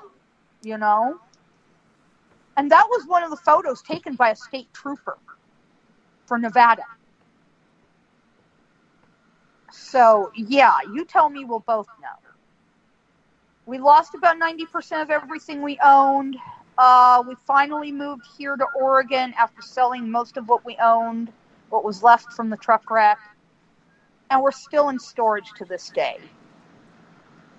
But get this. My then KitchenAid mixer and my Dutch oven set, which cracked straight in half from this, literally stopped an 18-wheeler dead in its tracks. Wow. Yeah. So I guess they gave their lives for us. Have you ever witnessed skinwalkers while being in the Southwest? Yes, ma'am. Yeah. Been there, done it, got the t-shirt, don't ever want to do it again. Yeah, seen them. Yeah, experienced them. No way in holy hell would I ever want to deal with that again. Now, chupacabras, don't even get me started on chupacabras. Them things are noisy little critters. Them things are noisy. One or two of them got under our window in Arroyo Seco, New Mexico one year and just woke me out of a sound sleep, talking back and forth across, I guess, maybe a mile and a half, hollering at each other. I'm going, all right, you noisy things, go to bed. Knock it off. I'm trying to sleep, you mind? You woke me out of a sound sleep and now I'm a growly mama bear. They're like, oh, Mom. No, you don't mom me. You go to bed. You hear me? And they scuttled off with their tails between their legs. Oh, those crazy chupies. Oh, my God, they're funny. And just like any other critter, they look at me as Mom. Yeah, even Bigfoots. God love them. When moving into that one property in New Mexico, which we had to run from, I actually got greeted by a Bigfoot. Yeah, it was like some miles away toward the mountains behind the house. But it was really funny because it was so sweet. It was kind of like, almost like saying, hi, welcome to the neighborhood, that kind of thing. I'm like, oh, hey, how you doing? I brought you a pine cone or some pinion nuts or pinion berries. And we actually have pictures of Bigfoot tracks going through the snow on our property. And it's the three-toed kind, not the actual Bigfoot. Wow. Yeah, so that's really cool. I still have pictures of those tracks to this day. I don't think I've ever heard of a three-toed Bigfoot. That's interesting. Yeah, there is one. I don't know what its significance is, but I have heard of it. Makes you wonder, I don't know, what the crack is that? Yeah. But they're great critters. I absolutely love them. I love my Squatchies. I love Squatchy. I do. I love Squatchy like I love any other critter. I love Squatchy. Yeah, I often try to think of them as like, Harry and the Hendersons, all sweet and like whatnot, that. and try not to think of the angry, violent ones that people often talk about. I like the cheesy, smiling, grinning one. Yeah, I don't see them as angry and violent. I see them as trying to defend their territory. In Native culture, the legend and lore is that these are ancestors. So this is how we treat them. We treat them as ancestors. Well, that's kind of how I feel like back in the day we had different tribes, Homo erectus, so on and so forth, and different tribes interbred. Different things happened, and some of us survived, some of us didn't. Here we are, hairless humans. We survived, and then I believe there's Bigfoot as well as Yeti, which are all basically the same thing. Variation of the same species. Yeah. But with hair, and a lot of it. My big thing is when I go into like a wooded area or something, I like to pick up like some fish, and I mean whole fish, not gutted, not, done nothing to, but whole fish, and I leave it as an offer. I leave it as a gift to them. Reese's peanut butter cups. That too. They love their peanut butter cups. God love them. They've got a sweet tooth. Ooh. But, these are our ancestors, and that's how we treat them. So. Yeah, it's interesting. There was a mother and daughter living in Rico, Colorado, and we went up there to the Enterprise Bar and Grill to do a paranormal investigation, which went really well. But a few years before that, we had done security up at the old mine. And while doing security, we had boulders thrown down the side of the mountain into the riverbed or creek bed below. And so they're like, what do you want to do tomorrow? I'm like, I want to go up to that mine and see if I can find any tracks or anything. So I have pictures of tracks. I didn't have any plaster cast, but I try to mark it with rocks and stuff. I'll share my pictures with you later on. But right on. This mother and daughter said that they saw one on the other side of the valley in a clearing of aspens that was white. And a lot of people are like, wow, those don't exist. That sounds like Yeti. But I think different species have albinos. Yeah. Oh, definitely. Yeah, no, those exist. I mean, I haven't exactly seen them, but I believe they exist. And we were going to a friend's RV park with one of our old RVs at one point. And it was an RV we were staying in, and we were going to this one friend's RV park, and going down the road through this valley, and this is here in Oregon, through the tree lines, and right along the edges of the road, I could see like all these things you've only seen like on TV or in movies or whatever that, are recreations, but these are real creatures, and they were literally standing in the tree line by the side of the road, waving at me. Yeah, would you believe it? Waving at me. I'm like, oh, hi. I'm like, wow, this is cool. I mean, this is really cool because some of these actually do, I believe, exist, but, and even here, we have spook lights right up here in the mountains by the RV park. Like floating lights that don't make sense? Mm-hmm. Yes, ma'am. Yep. Yes, ma'am. I've seen those. Oh, my gosh. I mean, I've experienced just about everything. I saw UFOs over in Colorado when we would travel between Colorado and New Mexico. I've seen those. I've seen UFOs chasing each other across the skies at our property in New Mexico when we used to own it. I saw things chasing each other across the skies, none of which made sense because nothing was supposed to be there. And everyone said, watch Ute Mountain, watch Ute Mountain. And Ute Mountain, there were some weird things going on So over were there. you in Cortez, Sleeping Ute Mountain, or is this another Ute outside Mountain? of Cuesta. Okay. Of Cuesta. Yeah, outside of Cuesta. Between like Cuesta and I'm trying to think through it. And Colorado, New Mexico state line. So we were like right between there. And legend has it, locals said there was a cult up in the mountains up there. They left their energy behind. Where our property was used to be like an insane asylum or something back a long, long time ago. And that, I think, got torn down or something like that. And so some of the spirits there were left behind, and that was part of the problem. And there was a big battle between the Pueblos and the Utes, and that left its energy behind. And then the energy of the Pueblo revolt, and then, I mean, it was just thing after thing after thing after thing. And everyone said, oh, you're just going to love it here. No. No. It was bad. It was really, really bad. Sometimes that happens, especially when you're gifted. If you're not, I could see it could be a good place for you. But if you're gifted and you have these different things happening, it could be quite unrestful. Yeah, it was very, very unrestful. Finally, it was a human factor that finally drove us out, you know? And so the same people are now trying to drive us out of here, too. So we're going to end up having to move on by the end of the year. So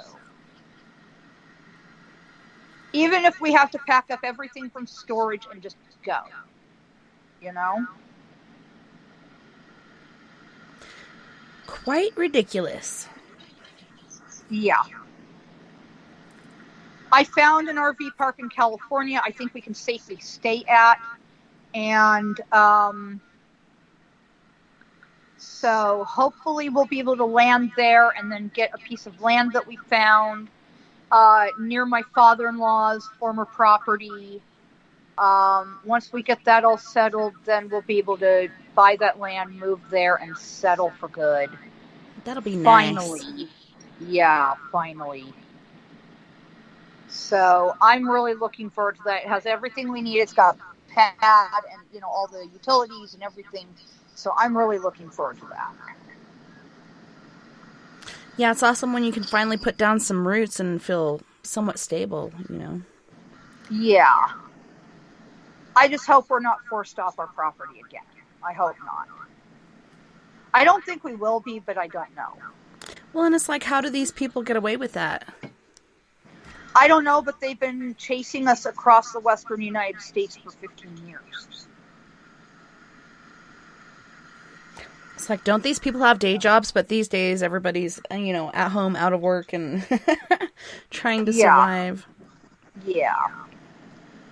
So, yeah, basically, though, you know, I've seen and heard everything. I've also helped with, like, cold criminal and missing persons cases.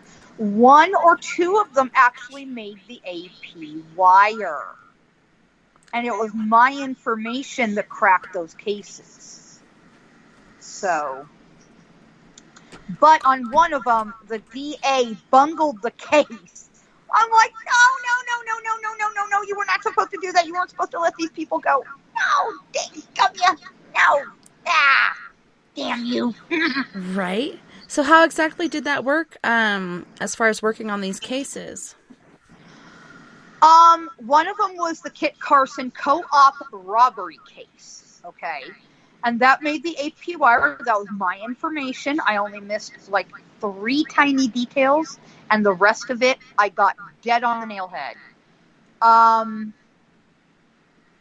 And this happened in actually 2 cases, is that I had, just as soon as the president of the co-op said, we've been robbed, my guy stepped in, gave me all the info. It was like a tidal wave of information came at me, like an information download, you know? And so I got home, wrote everything down, called the co-op president and said, here's what you need to know. Give this to the cops. this is what will bring this case to a close and quick. Sure enough, everything, I didn't hear back from them for like, I don't know, year and a half later on. And it came out in the newspaper that my information was dead on the nailhead. And I realized when it described one of the perpetrators of this robbery, I had walked right past her that same day. Wow. I'd found out. I got a cold chill down my spine. I'm going, whoa, oh, God dang. Yeah, I'd walked right past the main perp. Oh, shoot, that was scary to realize that, And I'd actually said hi to her in passing. Oh, my God, Did and she then have the those other cold, one, dead eyes? Oh, God, there was something wrong with her elevator. Don't go all the way to the top floor. But, heavy fines, jail time, the whole thing did, in fact, happen. But she got off on, like, a technicality, and it was because the DA bungled the case, and, what a mess. And then the other one was another thing that made the AP wire yet again. And I was interviewed by a news station for it. In fact, a couple of them. And it was the Holy Cross Hospital historic building fire. What had happened was some homeless people got into the basement. They were partying, with alcohol and pizza and drugs and whatnot. And they got to arguing and fighting and murdered this one homeless man, and they burned the building to cover up their crime. Jeez. And so when I went to go say goodbye to the building, as a way of, memorial, because I was going to, when they renovated the building, put like a storefront in, for my business. And so I went to go say goodbye. I was really, really sad. I was just beside myself because I felt so warm and so loved by the spirits that resided there. I felt like they were welcoming me into their home and into their family, So, I saw this nun, the spirit of this nun, with this young man who looked to be homeless, and I could see right through both of them. Like, okay, these are spirit right on. And so she took him across, over to spirit. She crossed him over. But she allowed me to say goodbye, which was really, really sweet. I thought that was really nice. And so everything, I got the same download of information from spirit. And so I gave it to law enforcement. I said, look, if you need anything else, call me. I'm always happy to help. I will not charge you. And I do not charge law enforcement. That's just something I have a rule about. That is my way of giving back.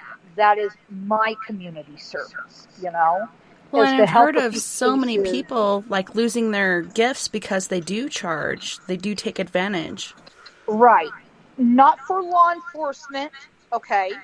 Law enforcement, native tribes, I don't do that because that to me is family. That's like, that's my community. And I don't charge them for that. That's my way of giving back. It's my form of community service. Everything else, everything else I do charge for. Like for regular general readings, that kind of thing. Yes, I do charge for that. But cold criminal, missing persons, that kind of thing, no, I will not charge. I have a standing rule against it. Yeah. I have an absolute standing rule against that. Well, I'm so glad that you do that and you provide that service because there's so many people out there that are missing that need closure as well as their families, finding out where they are, what happened to them or whatnot. Right. It doesn't make everything okay, but it helps a lot. Right. Missing persons cases, cold cases, criminal cases, I will not charge for that. No. I have an absolute standing rule against it. I will not do that. On that note, Melissa, we're going to go to our second musical break. And on this Okay. break, we have Hosni Bronx again with Free Child. Hosni Bronx from Jamaica, also hailing from the Bronx of New York at times. Then we have King Cinnamon with Rosie, and then Hosni Bronx with Strong Life. You guys don't go anywhere. We'll be right back after this musical break.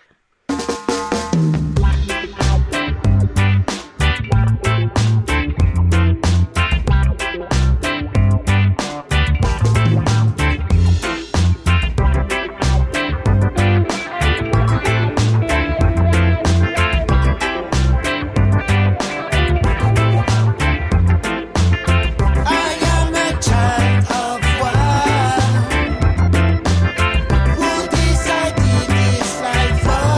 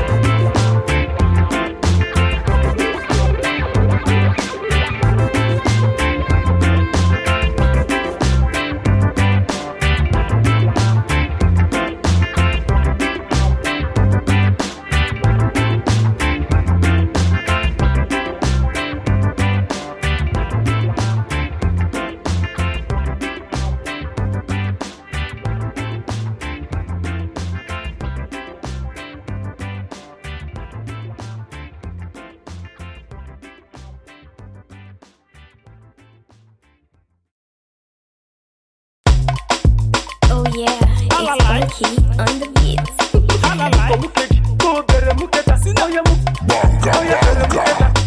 Suck my boobs, you got my body loose. Anytime you talk me, you got me confused. Suck my boobs, you got my body loose. Anytime you talk me, you got me confused. Cinnamon, cinnamon, do it softly. I said you wine your body, eat the sweetie, sweetie. Make it rock my body, I am feeling horny. Make it touch my body, I am feeling sweetie. Suck my boobs, you got my body loose. Anytime you talk me, you got me confused. Suck my boobs, you got my body loose. Anytime you talk me, you got me confused. All my men, they wear out. All my guys, they wear out. Imarama, Imarama, Rosie. Imarama, Imarama, Rosie. All my men, they wear out. All my guys, they wear out. Imarama, Imarama, Rosie. Imarama, Imarama, Rosie. Mukomukeji, go bere muketa. Oya mukomukeji, oya bere muketa. Daddy mu ekon, omo ni pe mukeji. Daddy bere muketa, omo ni fún mi lẹ́yìn. Daddy fisi fisi, omo ni ẹjọ́. Daddy saucy saucy, omo ni ẹjọ́. Daddy kosi kosi, omo ni ẹjọ́. Daddy tohin kosi, omo ni ẹjọ́. Daddy and his baby, them dey for corner. Daddy begin the touch and the girl dey holla. Now daddy begin the open the shirt collar. Now something come out, daddy begin the suck am. Daddy mu ekon, omo ni pe mukeji. Daddy bere muketa, omo ni fún mi lẹ́yìn. Daddy fisi fisi, omo ni ẹjọ́. Daddy saucy saucy, omo ni ẹjọ́ ẹjọ́. All my men they wear out. All my guys they wear out.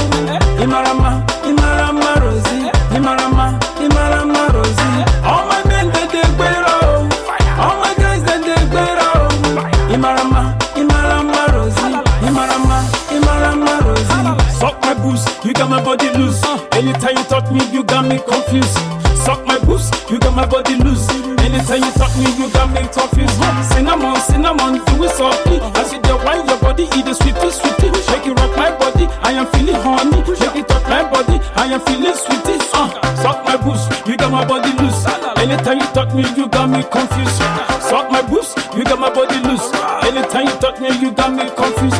Kissy, kissy, I'm money, edge. Daddy saucy, saucy, I'm money, edge. Daddy kosi, kosi, I'm money, edge. Daddy kahe kosi, I'm money, edge. Daddy contact, I'm money, edge. Daddy comfort, daddy consist, I'm money, edge. Daddy can't eat, daddy 120, I'm money, edge. Daddy 18, daddy 240, I'm money, edge. Daddy 360. Daddy and the baby, them there for corner. Daddy begin the touch and the girl the holla. Daddy begin the open the shirt collar. I come to come, daddy begin the sucker. Daddy mu ekon, omo ni pe mukeji. Daddy bere muketa, omo ni fún mi lẹ́yìn. Daddy fisi fisi, omo ni ẹjọ́. Daddy saucy saucy, omo ni ẹjọ́ ẹjọ́. All my men they wear out. All my guys they wear out. Imarama, Imarama, Imarama, Imarama. Oh yeah, it's funky on the beats.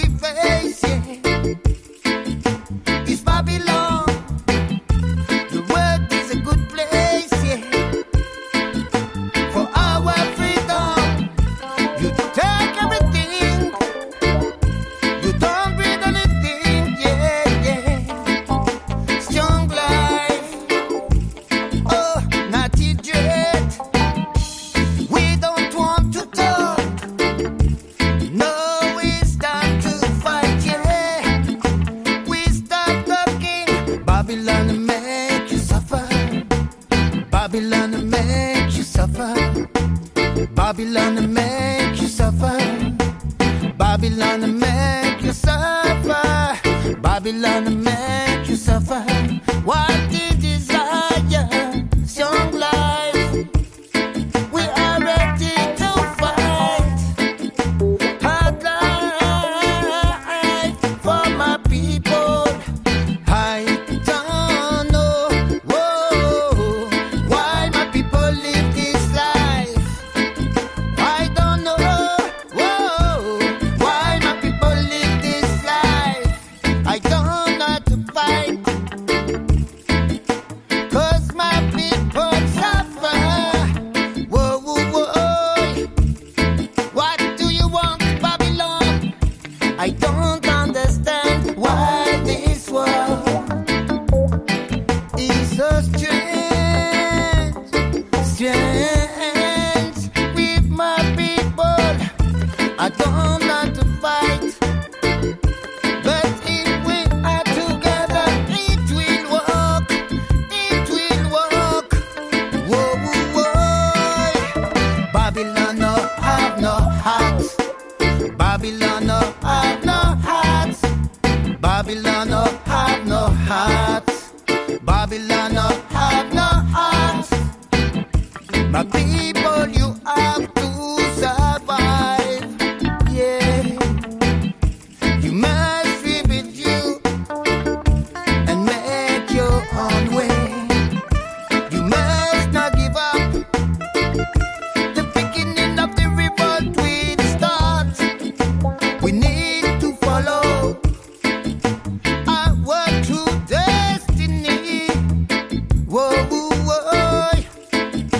Yeah, yeah, yeah, yeah. I don't know why my people live this life. I don't know why my people live this life. The obstacle we face, yeah,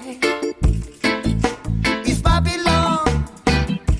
The world is a good place, yeah, for our freedom.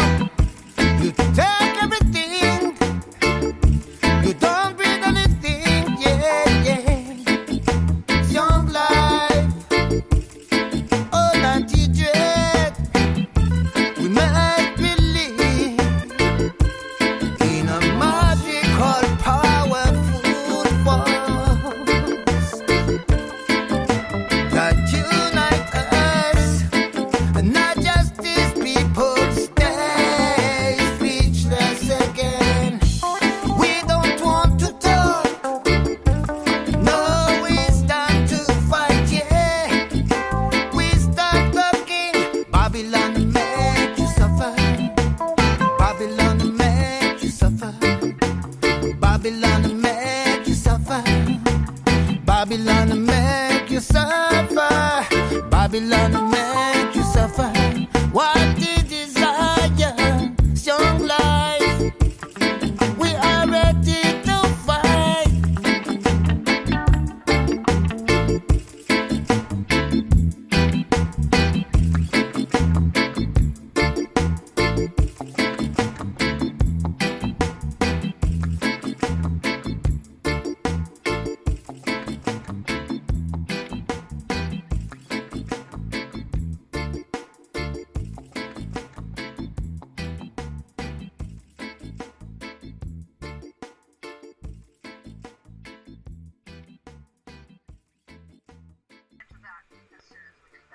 Welcome back, everybody, and thanks so much for tuning in tonight on We Are Paradox Media's Late Night in the Rockies. Tonight we have Miss Melissa Bryan. Welcome back, and thanks so much for hanging out with us tonight.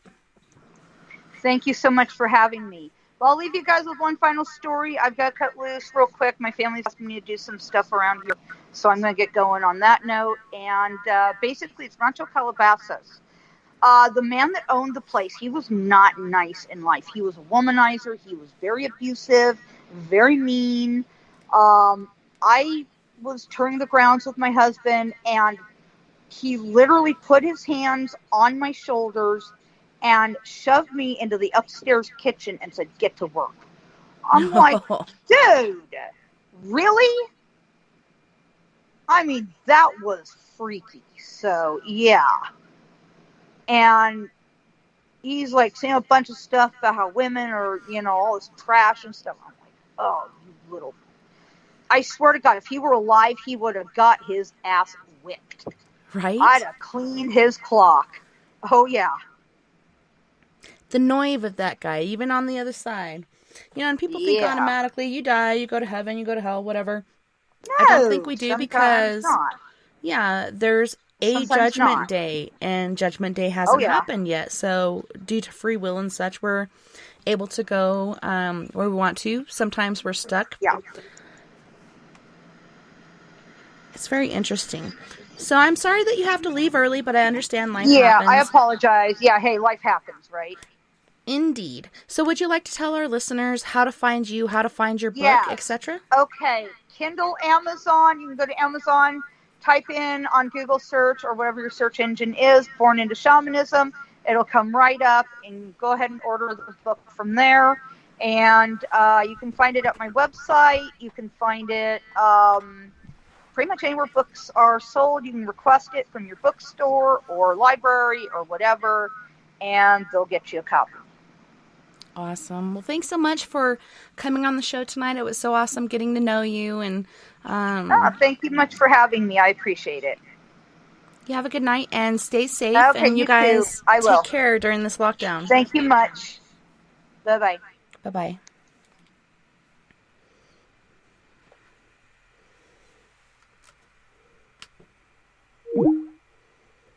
Uh-oh. Am I still here? Yes, I am. Yay!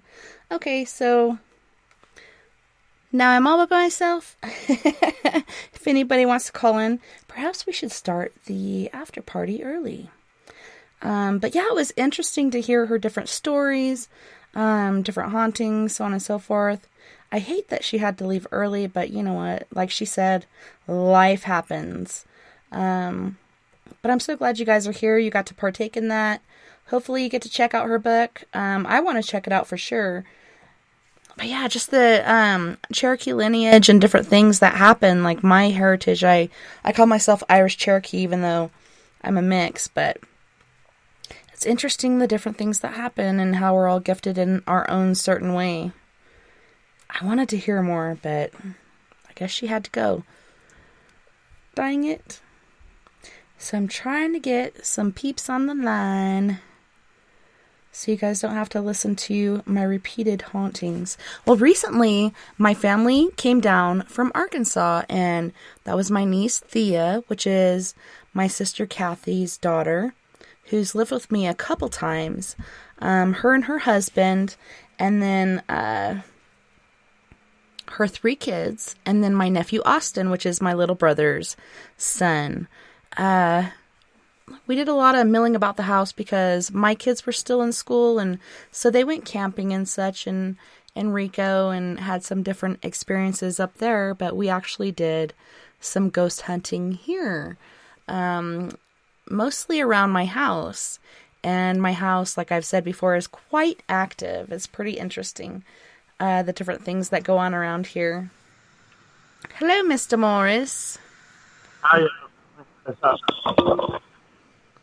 I started the after party early because my guest had to go, but I was talking about when my family was down here and we did some ghost hunting around the house, and I have the paranormal puck and different tools like that, and I had broken out the paranormal puck and tried to use that. For some reason, my app kept shutting down on my phone, so I had my nephew, who has an iPhone as well, download the app and do it that way.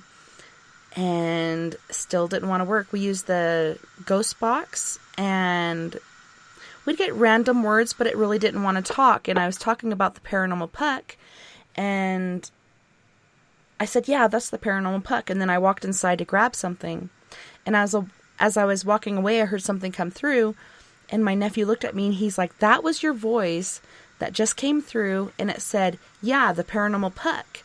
And then he said, as I was in the house, it was just talking like no tomorrow. Came back out. We moved from the picnic bench in the front yard to the side yard. And as we were going over there, we picked up a British female ghost, which is funny because the last time I had a possession, it wasn't anything bad that happened, but I was talking in a British accent. And so when that British ghost came through, it kind of confirmed things for me. Like, oh, that's probably who it was. But it was interesting, like, why are these people hanging around my house? But I guess perhaps it's because we're beacons? I don't know.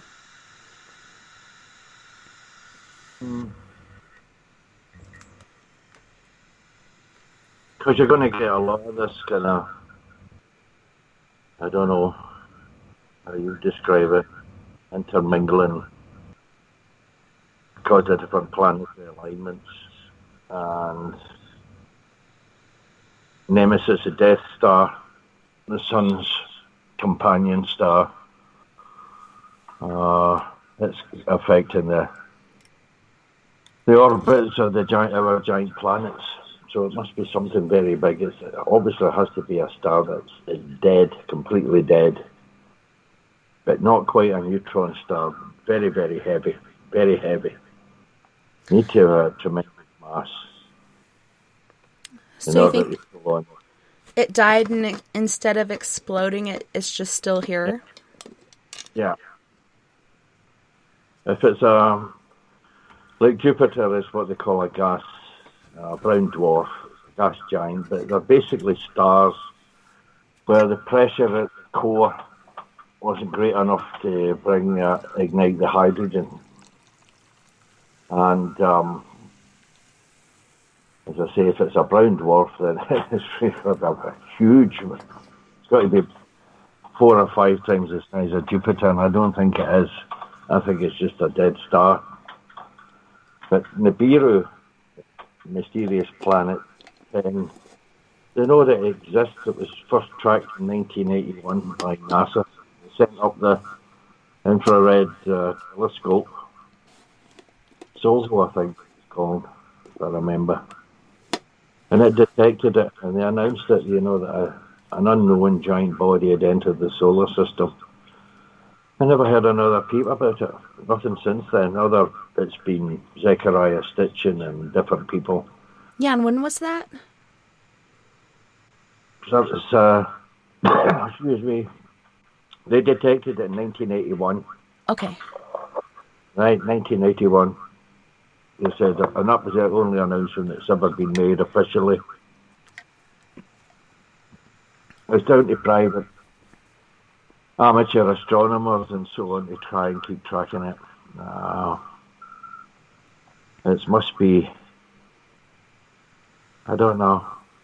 In distance, I don't know. I really don't know. It must be out past the Oort cloud, where the comets originate. Way out from the Milky Way? No, in the Milky Way, that's our galaxy. Yeah. We're on the arm of the galaxy. It's just what they call a barred spiral. It's just got 2 arms. We're on one of them, but it's out there by this cloud. But they might find it. But Nancy Thames, she made a post on Facebook where NASA are going to launch a even more powerful. I think it's 5 or 6 times more powerful than the Hubble telescope. And you never know, maybe they'll pick it up, but it would need to have infrared capability on it as well. I don't see how. And I had no idea that it started back in 81. The most recent that I heard about it was this last year, I think, when people were getting pictures of it. Like the sun next to the sun. Pretty weird. And how does it not get sucked in by the sun's pull? Yeah, well, that's the thing. It's if it's a star that went off at the sun, they'll counteract each other. But if you look at what the ancient Sumerians and the South American Indian tribes talking about catastrophes, it's cyclical. It seems to be every 12,000 years or thereabouts where we have catastrophe on Earth. Well, the Great Flood, that's one of the things that's happened. Noah and his Ark. It was the Epic of Gilgamesh in Sumeria. I can't remember the South American Indians that went, but anyway, they all putting warnings. The Aztecs? Yeah, in Mexico, aren't they? Aztecs are Mexican. Well, yeah, they were actually up in North America and Mexico for quite a while. Yeah, it's and then there were the Anasazi, or the ancient Puebloans. Anasazi. So it's fun. This is Sleepy Dave Davenport. Jim's on air. Indeed he is. I'm lucky enough to have Mr. Jim on air. Yeah. So how have things been going over there in Scotland as far as the virus and such? Is anything getting back to normal, or is it still kind of wonky? We're still in lockdown, and the Scottish government are looking at ways of releasing various businesses that are locked down at the moment, because there's already, I think it was 5 major hotel groups have gone to the wall in Britain and the UK, simply because there's no tourists. They had to cancel various activities they had planned, and then they ran into debt because they had to refund tourist money, and they've gone to the wall. I think it's 26,000 people. 26,000 people are going to, 2,600 people are going to be are unemployed now because of these hotel groups to the wall. So I don't know when they're going to get back. She's talking about maybe June, at the end of June, letting some of the schools go back. Maybe young kids, very young, primary 1 and 2. Students, we don't know when they're going to go through. They've still got their exams to get graded, so they're going to do that as well. But it's all speculative. What they're doing in Scotland and what they're doing in the UK are two different things. Yeah. The Scots are determined just to go their own way. They're not going to rush into anything the way Boris Johnson is. He's wanting everybody back to work, and I think it's really a bit too early for that to happen. I mean, it's allowing people onto commuter trains, the tube trains. You have to wear a mask, which is fine if you've got masks, but most of them have been commandeered by the National Health Service. So there's, I can still see things going wrong here. I hope not. Yeah, it's been insane, and I ordered masks for my kids and for the adults in the house, which is myself, my husband, and my 16-year-old daughter. The kids' masks got here, but I still have not seen hide nor hair of the mask that I ordered for us, so I've been wearing a medical mask, and then I have one that has like a sugar skull on it. That's pretty cool. And then a regular hanky. And a lot of people are even using t-shirts, like folded over several times, tied around their face. It's amazing how hard it is to breathe in public, or how overheated you get wearing these. But they actually finally passed a law this last week that says that people have to wear masks in order to go into stores, which makes total sense to me. Like, why weren't you doing it already? I'm doing it, why aren't you? But a lot of people aren't taking it seriously. They still think it's some sort of scam, which is happening all over the freaking world. Yeah, you see that. What I want you to do is to wear a medical mask. Mm-hmm. I went into the hospital and he had his own mask that had little filters on it. Something like a military mask with little replaceable filters on it. And they wouldn't let him wear it in the hospital. He had to wear one of these surgical masks. Now, the surgical mask protects you if I've got the virus, but it won't stop it coming in. If you can't, is what I mean. It's that's what it doesn't stop it. It only protects me from you, and vice versa. And as I say, I'm waiting on masks coming. They're actually coming from China, believe it or not. I know. It's crazy luck. because I ordered from an American company and then it shows up with Japanese writing or Chinese writing all over it. And I'm like, this is not American. Yeah, well, as long as they don't come from Wuhan province, I think we'll be okay. Right. But no, it's we've still had. There's only been a fella come back from sea. His ship paid him off in Malta, and as soon as he hit dry land, they tested him for the virus. They had it, so that was over a month ago. He went into self-isolation, and he's back out. So there's nothing else happening, but we really need to get the tourists back on the island, because tourism is an industry for Scotland, and if it's shut down, it's going to wreck the economy, such as it is. We shall see. Yeah, we shall see what we shall see. Lily just came in with a piece of tissue in her. She's got a loose tooth on the bottom, but it just won't come out. I just tried to pull it again, and we're not having any luck. Poor thing. She's been working on this for a while, but it just won't come loose. We're going to have to try the string and door trick. Yeah.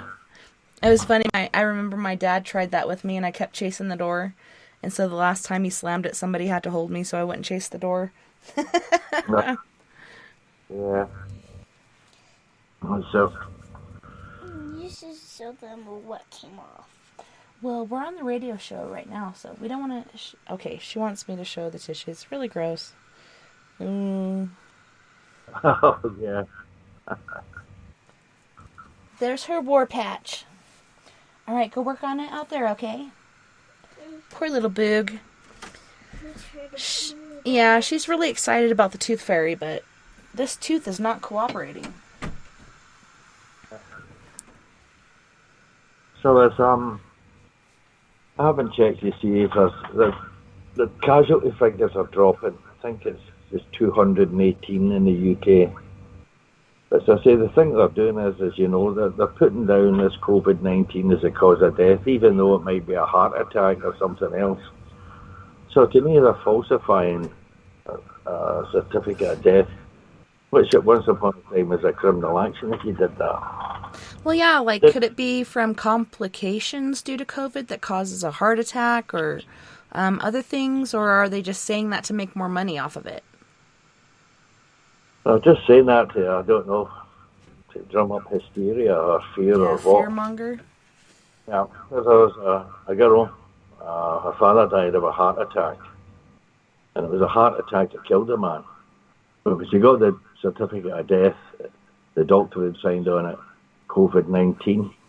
So she went and got hold of this doctor and remonstrated with him on that. And why did you do this? He says, we've been told to put that on them, on the certificates. So you say, well, you can't help but think about a conspiracy theory, a conspiracy of some kind.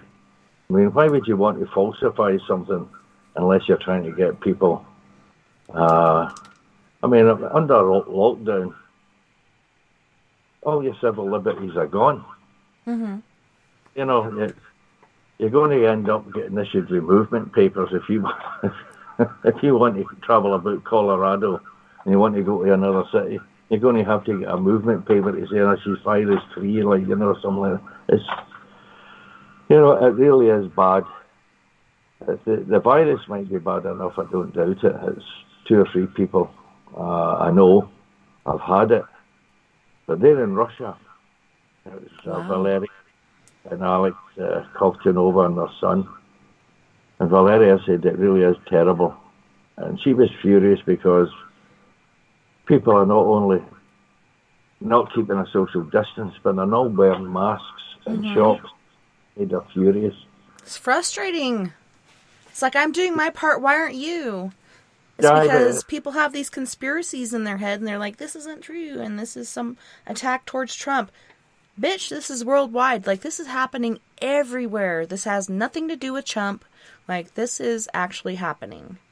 So, Sleepy Dave Davenport.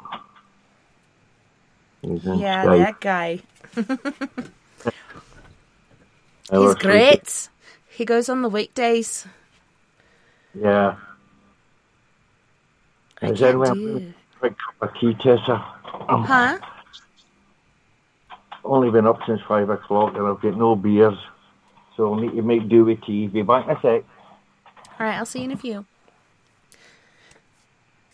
But yeah, it is really interesting. And like I was saying, we finally have a law in our town, which I live in Bayfield, which is a bedroom community for Durango. That's where people live and sleep, and then they go to work in Durango. But they finally passed a law where you can't go into stores without a mask, and it's just amazing. Still today, when I go out there, I'm wearing a mask. I'm overheating. I'm breathing in my own CO2, you know. And other people are running around without a mask, acting like nothing's happening. And that's how I was at first, you know, when it first came out March 12th. It was my daughter's birthday, so we're going to shop for food for sushi. Because we're going to make sushi at home. And everybody's running around like chickens with their heads cut off. And Nova's like, what's going on? And I'm like, everybody's lost their ever-loving minds. It's the end of the world. But, you know, it's due to COVID. Everybody's trying to stock up. And I look back at it and I kind of laugh because I'm trying to not take it seriously and try to make light of it to make Nova's birthday better. But at the same time, I think back and I think I should have been stocking up and doing these other things, which we're fine so far. Like, things are in and out as far as beef, pork, different things. And you hear stories. Like, I saw a video from a farmer who has a cattle farm, and he says the government tells him he's got to euthanize all of his cattle. He can't sell any of the beef, and they're bringing beef in from other countries. Like, why the hell aren't we eating our own? And they're saying because all of our chickens, pigs, cows have the coronavirus. Are you freaking serious? It's insane. No, I'd rather eat the meat from my country than something that comes out of country that I have no idea where it came from, what it's eating, and what the status is as far as, you know, FDA and such. Yeah. It's our butchers over in town. There's 2 top quality butchers. What they do is they have a poster up on the wall and it lists all the farms that the beef and the pork have come from, and their chickens as well, where they've come from. But the stuff in the supermarkets, you get no idea where that's come from anywhere in Europe. And a lot of times they don't have to label it. And they're like, make sure you get a hold of your governor or whoever else, your Senate person, whatnot, and make it a law that we need to know where our meat's coming from, which I would like to know, but a lot of it is not labeled, just to put it under our noses that we don't know where it came from. You see, that's something hopefully it'll change once Britain's left the European Union. Because at the moment, all they have to do is to put on it. The tooth gone, is it? Yep, she got rid of the tooth. You want to come show your gappy gap? Okay, look at this camera right here. Oh, yeah, there it is, Yeah, right there. And there's a new tooth coming up under there.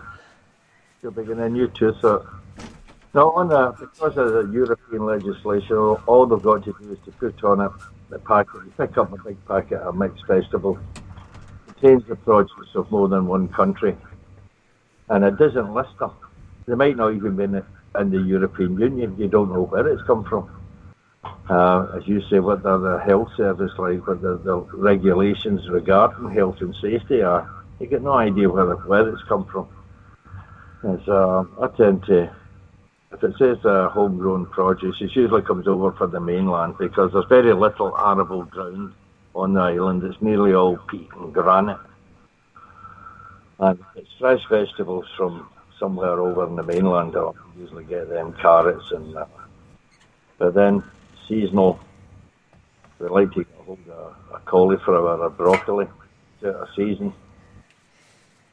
Well, Lily's brought in her tooth and she wants me to show her tooth. Here is the tooth. Brave, very brave. She was saying the other day, she wants $100 for this tooth. Anybody want to pay $100 for this tooth? I don't think the tooth fairy's going to leave you $100, baby. but hopefully you'll get a 1 or a 5 or something. I love you. I love you. Put it in a bag so it don't get lost. She's so excited about it. It's her first tooth she's ever lost. Yeah. Let's hope she finds something anyway. Yep. So that's the way things have been going over here. You've got one. I mean, there's that guy. He's an advisor to Boris Johnson, the Prime Minister. He broke lockdown twice to go and visit his wife or somewhere who was ill and the kids, and he went up to Scotland to self-isolate. Drove 260 miles. Now, the lockdown is you're supposed to go for a walk and a couple of times a day. That's fine. Boris Johnson says, oh no, it's all right, like that. But the advisors and the members of the Conservative Party are saying that guy has got to go. He should have been sacked. Because everybody else is in lockdown, sticking to the rules. And he deliberately breaks them not once but twice. So it was the police that actually cautioned him on that. Well, even Trump did that. Like, he was riding around in a limousine with this guy that actually had the virus, and then he said he didn't get it, blah, blah, blah, which, what do you believe? It doesn't really matter. He's not near me, thank God, because I might slap him, punch him, something. Grab him by the dick. He's like, just grab her by the pussy. I'll grab you by the dick and fucking rip it off. I learned that in the Marine Corps, but it's just ridiculous when it all started. Don't worry, just continue to go to work, you'll get sick, you'll get over it, blah, blah, blah. No, and time after time after time, he's giving false information. Take this drug that can potentially kill you.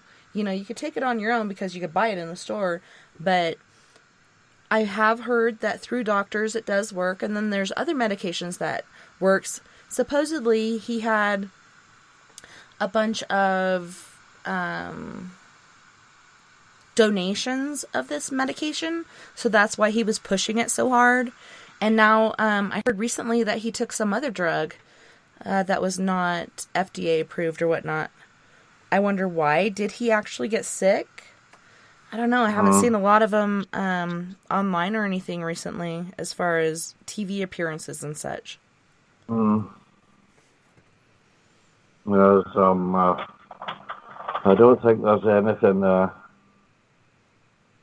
any medication. They're looking at various different types. That one for malaria. No intention for trying to pronounce his name with these dentures. No way. And various others.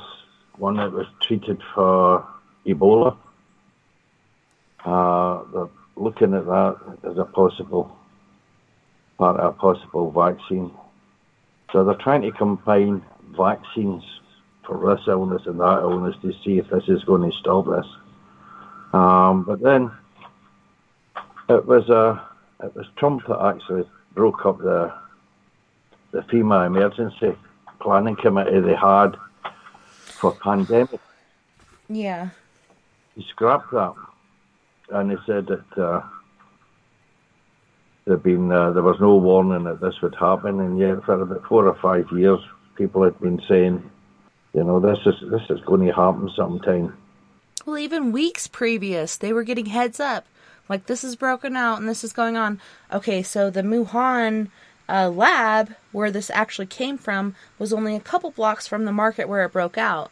Makes you wonder, are they testing it on humans finally? And then it got out of hand and now it's gone everywhere because they kept the borders open. They kept planes flying in from China, so on and so forth, until weeks later when they're like, okay, this is serious. Instead of taking heed at first, they just let it continue to happen to where we have this virus all over the place. Like, it spread so hardcore. I couldn't believe the feed that I saw from the Wuhan market. All the different things they're selling, the way they lay them out. They're not even on ice. They're just on cages or tables or whatnot. These different species of animals that they're eating, which I would never think about putting in my mouth. But, I mean, You're feeding billions of people. What do you eat? Anything and everything. Yeah. See, there again, I caught a bit of a program last night on YouTube, and it was an Australian scientist, and he's immunologist. That's what he is. He studies the immune system, and he said that they've never proven that you can get a disease jumping the species barrier from one species to another. He said it's purely theoretical. It's never been substantiated. So to say that it came from somebody eating bat soup, he says just isn't true. Well, did you see like how many people are giving up their dogs and stuff? Like they're just abandoning their dogs, and dogs have tested positive for COVID. So if you get it anywhere, you could get it from your dog. Like how the heck are our dogs getting it? It's really weird. Interspecies diseases. Yeah, I don't know. That fella was saying that, but yet, well, next door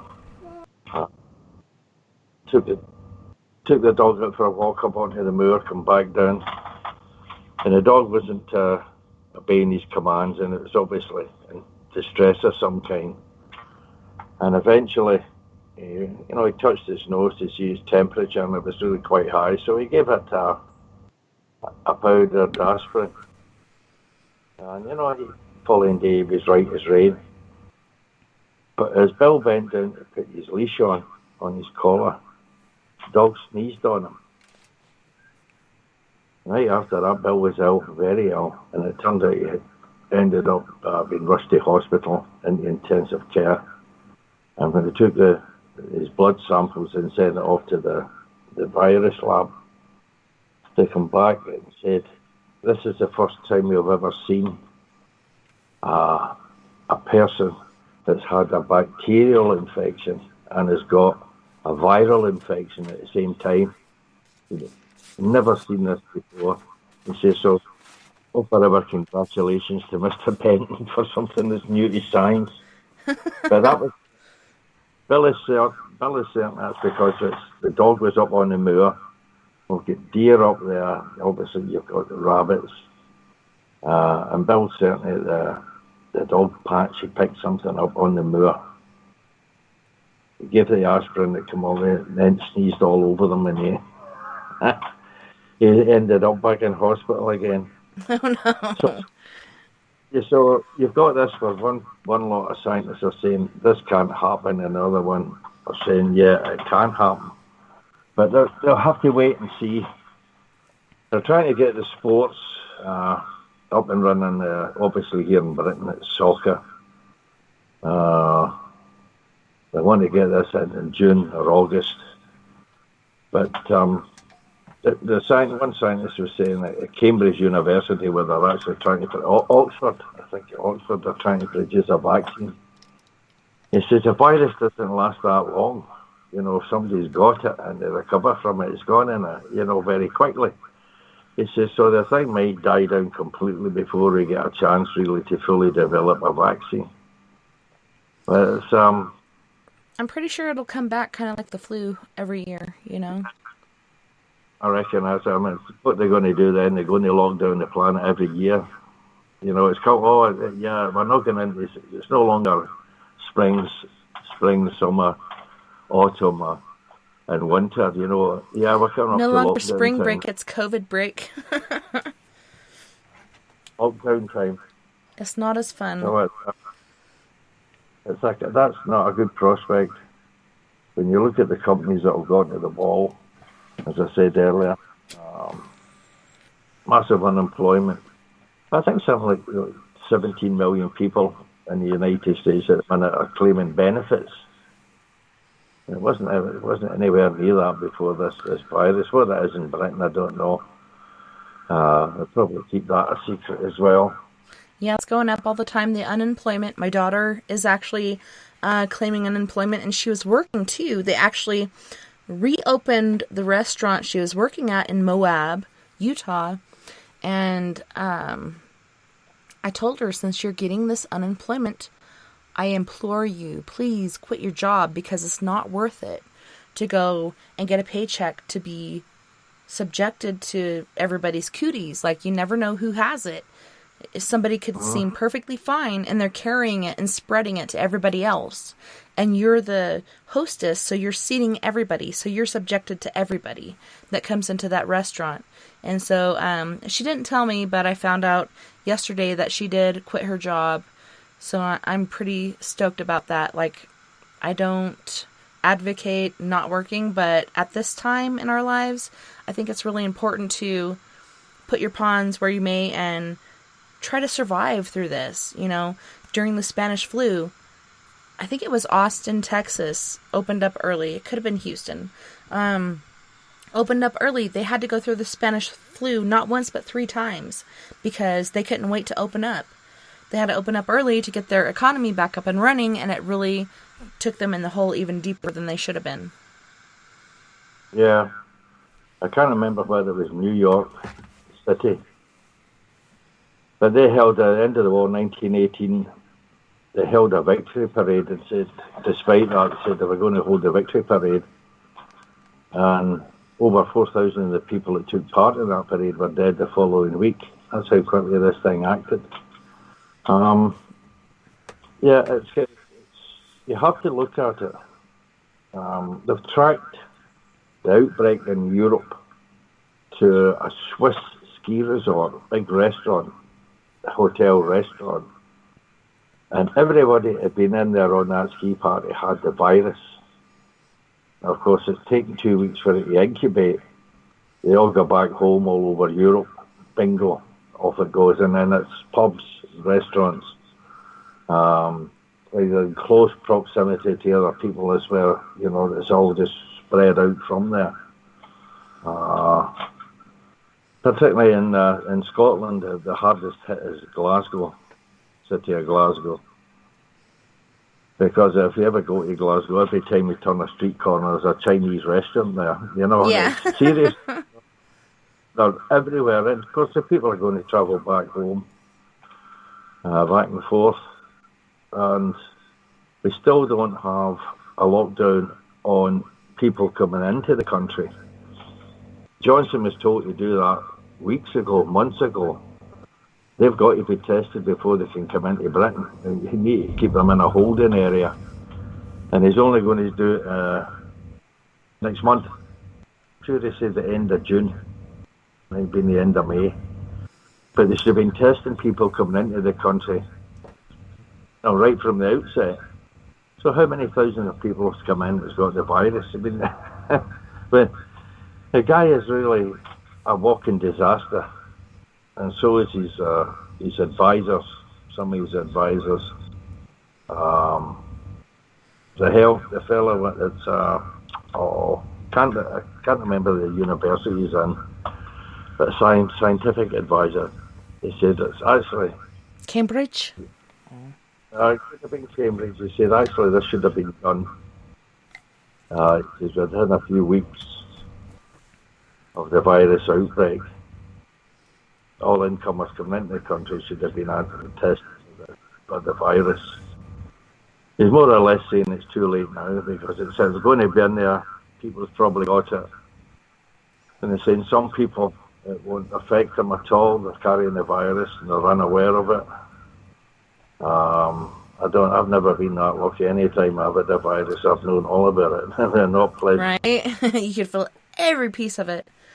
The hardest barrier that I've seen so far locally is my daughter lives in Moab, Utah. We live in Colorado, and supposedly they closed down the borders where you can't get through without having an ID. So I'm like, okay, you keep your Colorado ID, have Gabe, her boyfriend, get his Utah ID because that's where they're living. So you can get this way by having your ID, and then you can get back in by having his ID. But I guess they've opened up the borders. Everybody's kind of loosening up, which I think it's too soon, but who am I to say? And I felt like a total hypocrite when my family came to visit from Arkansas. Same week my daughter came from Utah to visit. I've been giving my husband so much shit this whole time about going out to the ranch all the time and going to the mechanic's house and going to all his other friends' house because he does not wear a mask, and he doesn't want to wear a mask unless it's something that has filters and other things on it. But yeah, every time we go in the store, I wear a mask, he doesn't, so it kind of negates what I'm trying to do. But yeah, as soon as my family showed up, I was like, yeah, come on in, mi casa, su casa, and, make yourself at home. And everybody was fine. Nobody was sick. But, it made me feel like a total hypocrite for saying, yeah, you can come on in, when I'm giving him shit the whole time about going out and doing things, for his family. Kind of slapped me in the face. It's just the way people are. It's unavoidable. Yeah, it's your family. It's hard to say, no, you can't come over, because I really want to see them. But at the same time, is it worth it? And my niece, she's like, well, I ain't worried about it because God's going to take care of everything. And I'm like, okay, sister, or niece, I'm picking up what you're putting down. But at the same time, I don't think I have as much faith as she does. No, well, as I say, if anything goes wrong, you can blame God. If everything goes right, right? It's God that saved us. So what is it? It says God helps those that help themselves. So if somebody comes up with a sensible solution to a problem and you don't take heed to it, well, you brought it on yourself. Just look, New Zealand to allow gatherings of 100 people. New Zealand earthquake hits during PMR TV interview. A clever woman, that. It's New Zealand's Prime Minister, Jacinda Ardern. Very clever. I was listening to her. Clever woman. So it's and you get the people, it's the homeless people that are very vulnerable. It's not just vulnerable from winter weather. They're out there and they've got nowhere to go and they get nobody, any resource to fall back on. They're relying on charities to look after these people. The government doesn't want to know about them. No, they can't be bothered with that. Yeah. Yep, so I'm afraid that's no, there's nothing much to report.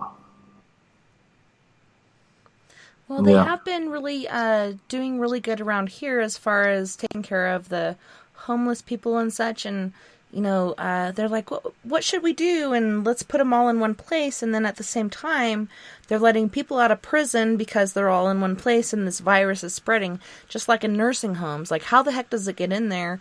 Must be through the workers or visitors or something. But nursing homes, prisons, places like that have been hit especially hard. For me, it's ridiculous because I know people that need to be in there that aren't. And, I don't know. I mean, it's the logic of releasing prisoners. Wouldn't it have been better to keep them in prison and just issue them with masks? Yeah. They're only going to return to crime again as soon as it's quietens down a bit. They're doing the same thing here, saying it was all, well, it's prisoners that were going to be released shortly anyway. We'll just advance their release. That'll be more another crime spree starting. So there's been, I think it's now 13 deaths in the one care home on the island of Skye. And the police are investigating 3 of the deaths of the women that were at this care home, all in their 80s. But if the police are starting to investigate it, you say to yourself, well, what's really going on in there? Why do the police want to investigate only 3? Since I think it's something like 13. I just wait a minute, I call that up. I think it's something like 13 people died. In that one, police probe 3 deaths at virus hit care home, where 10 residents have died of the COVID-19 outbreak. So why do they want to investigate it? The health authorities already investigated it, and they want to shut it down. A consort, some company that owns all these care homes. and the government wants to shut it down. So the police are investigating it, which is kind of strange. Strange that the police don't only want to investigate 3. So there must have been carried out a post-mortem on them, and it was suspicious. That's why the police would have been involved in it, I would think. Well, I even saw in Italy where there were nursing homes abandoned and people still there living, and they just left them because they didn't think anybody'd come in until later on. And, we can all account these deaths to being COVID-19 when, in fact, they abandoned these people that needed their help and allowed them to starve to death or dehydrate or whatnot and not die of natural causes but unnatural causes. Like, how can human beings do this to each other? It's insane to me. See, that's fear. Fear of the unknown. This thing is killing people all over the place, and the rationale just disappears. Instead of saying, well, I stay put, I should be okay. But then when you're in a confined space where a lot of people who are in ill health, put it that way, later years in life, they just bolted the course. And the police have charged some of the care workers that fled. So what happens there remains to be seen. No play. Well, Jim, we are at the end of our time. Thanks so much for coming in with me at the end of the show and not leaving me to my own devices. I really appreciate you so much. Right, not a problem. I shall catch you later. I'll go into the Skype. We are in the after party right now, so you don't have to go anywhere. But I want to thank all of our friends on We Are Paradox Media's Facebook, Spreaker, Twitter, Periscope, iHeartRadio, and wherever else in the Omniverse you are tonight. Thank you so much for coming out. Can't wait to do it again next weekend when we have the Paradox Paranormal Forum, as well as Quest, aka Roy Washington, on the show for Sunday. Don't forget, you guys, we are all in this together, even though we're apart. Together we can make the world a little better, and together, my friends, we are Paradox Media, because without you, there is no us. If you'd like to join the Skype after party, give me a call at 1-970-335-9596, or look me up at tessa.n.thomas30. Until next time, Nighty Night, Love and Light, take care of my yous. You guys don't forget to come back during the week when we have Sleepy Dave Davenport on Time Slip Cafe. And thank you to our supporters, Kevin McDougall, Del Elson, Jim Morrison, Mia Savage, and musical guest, person giving us our music, Mr. Quest. Thank you so much. Night Night.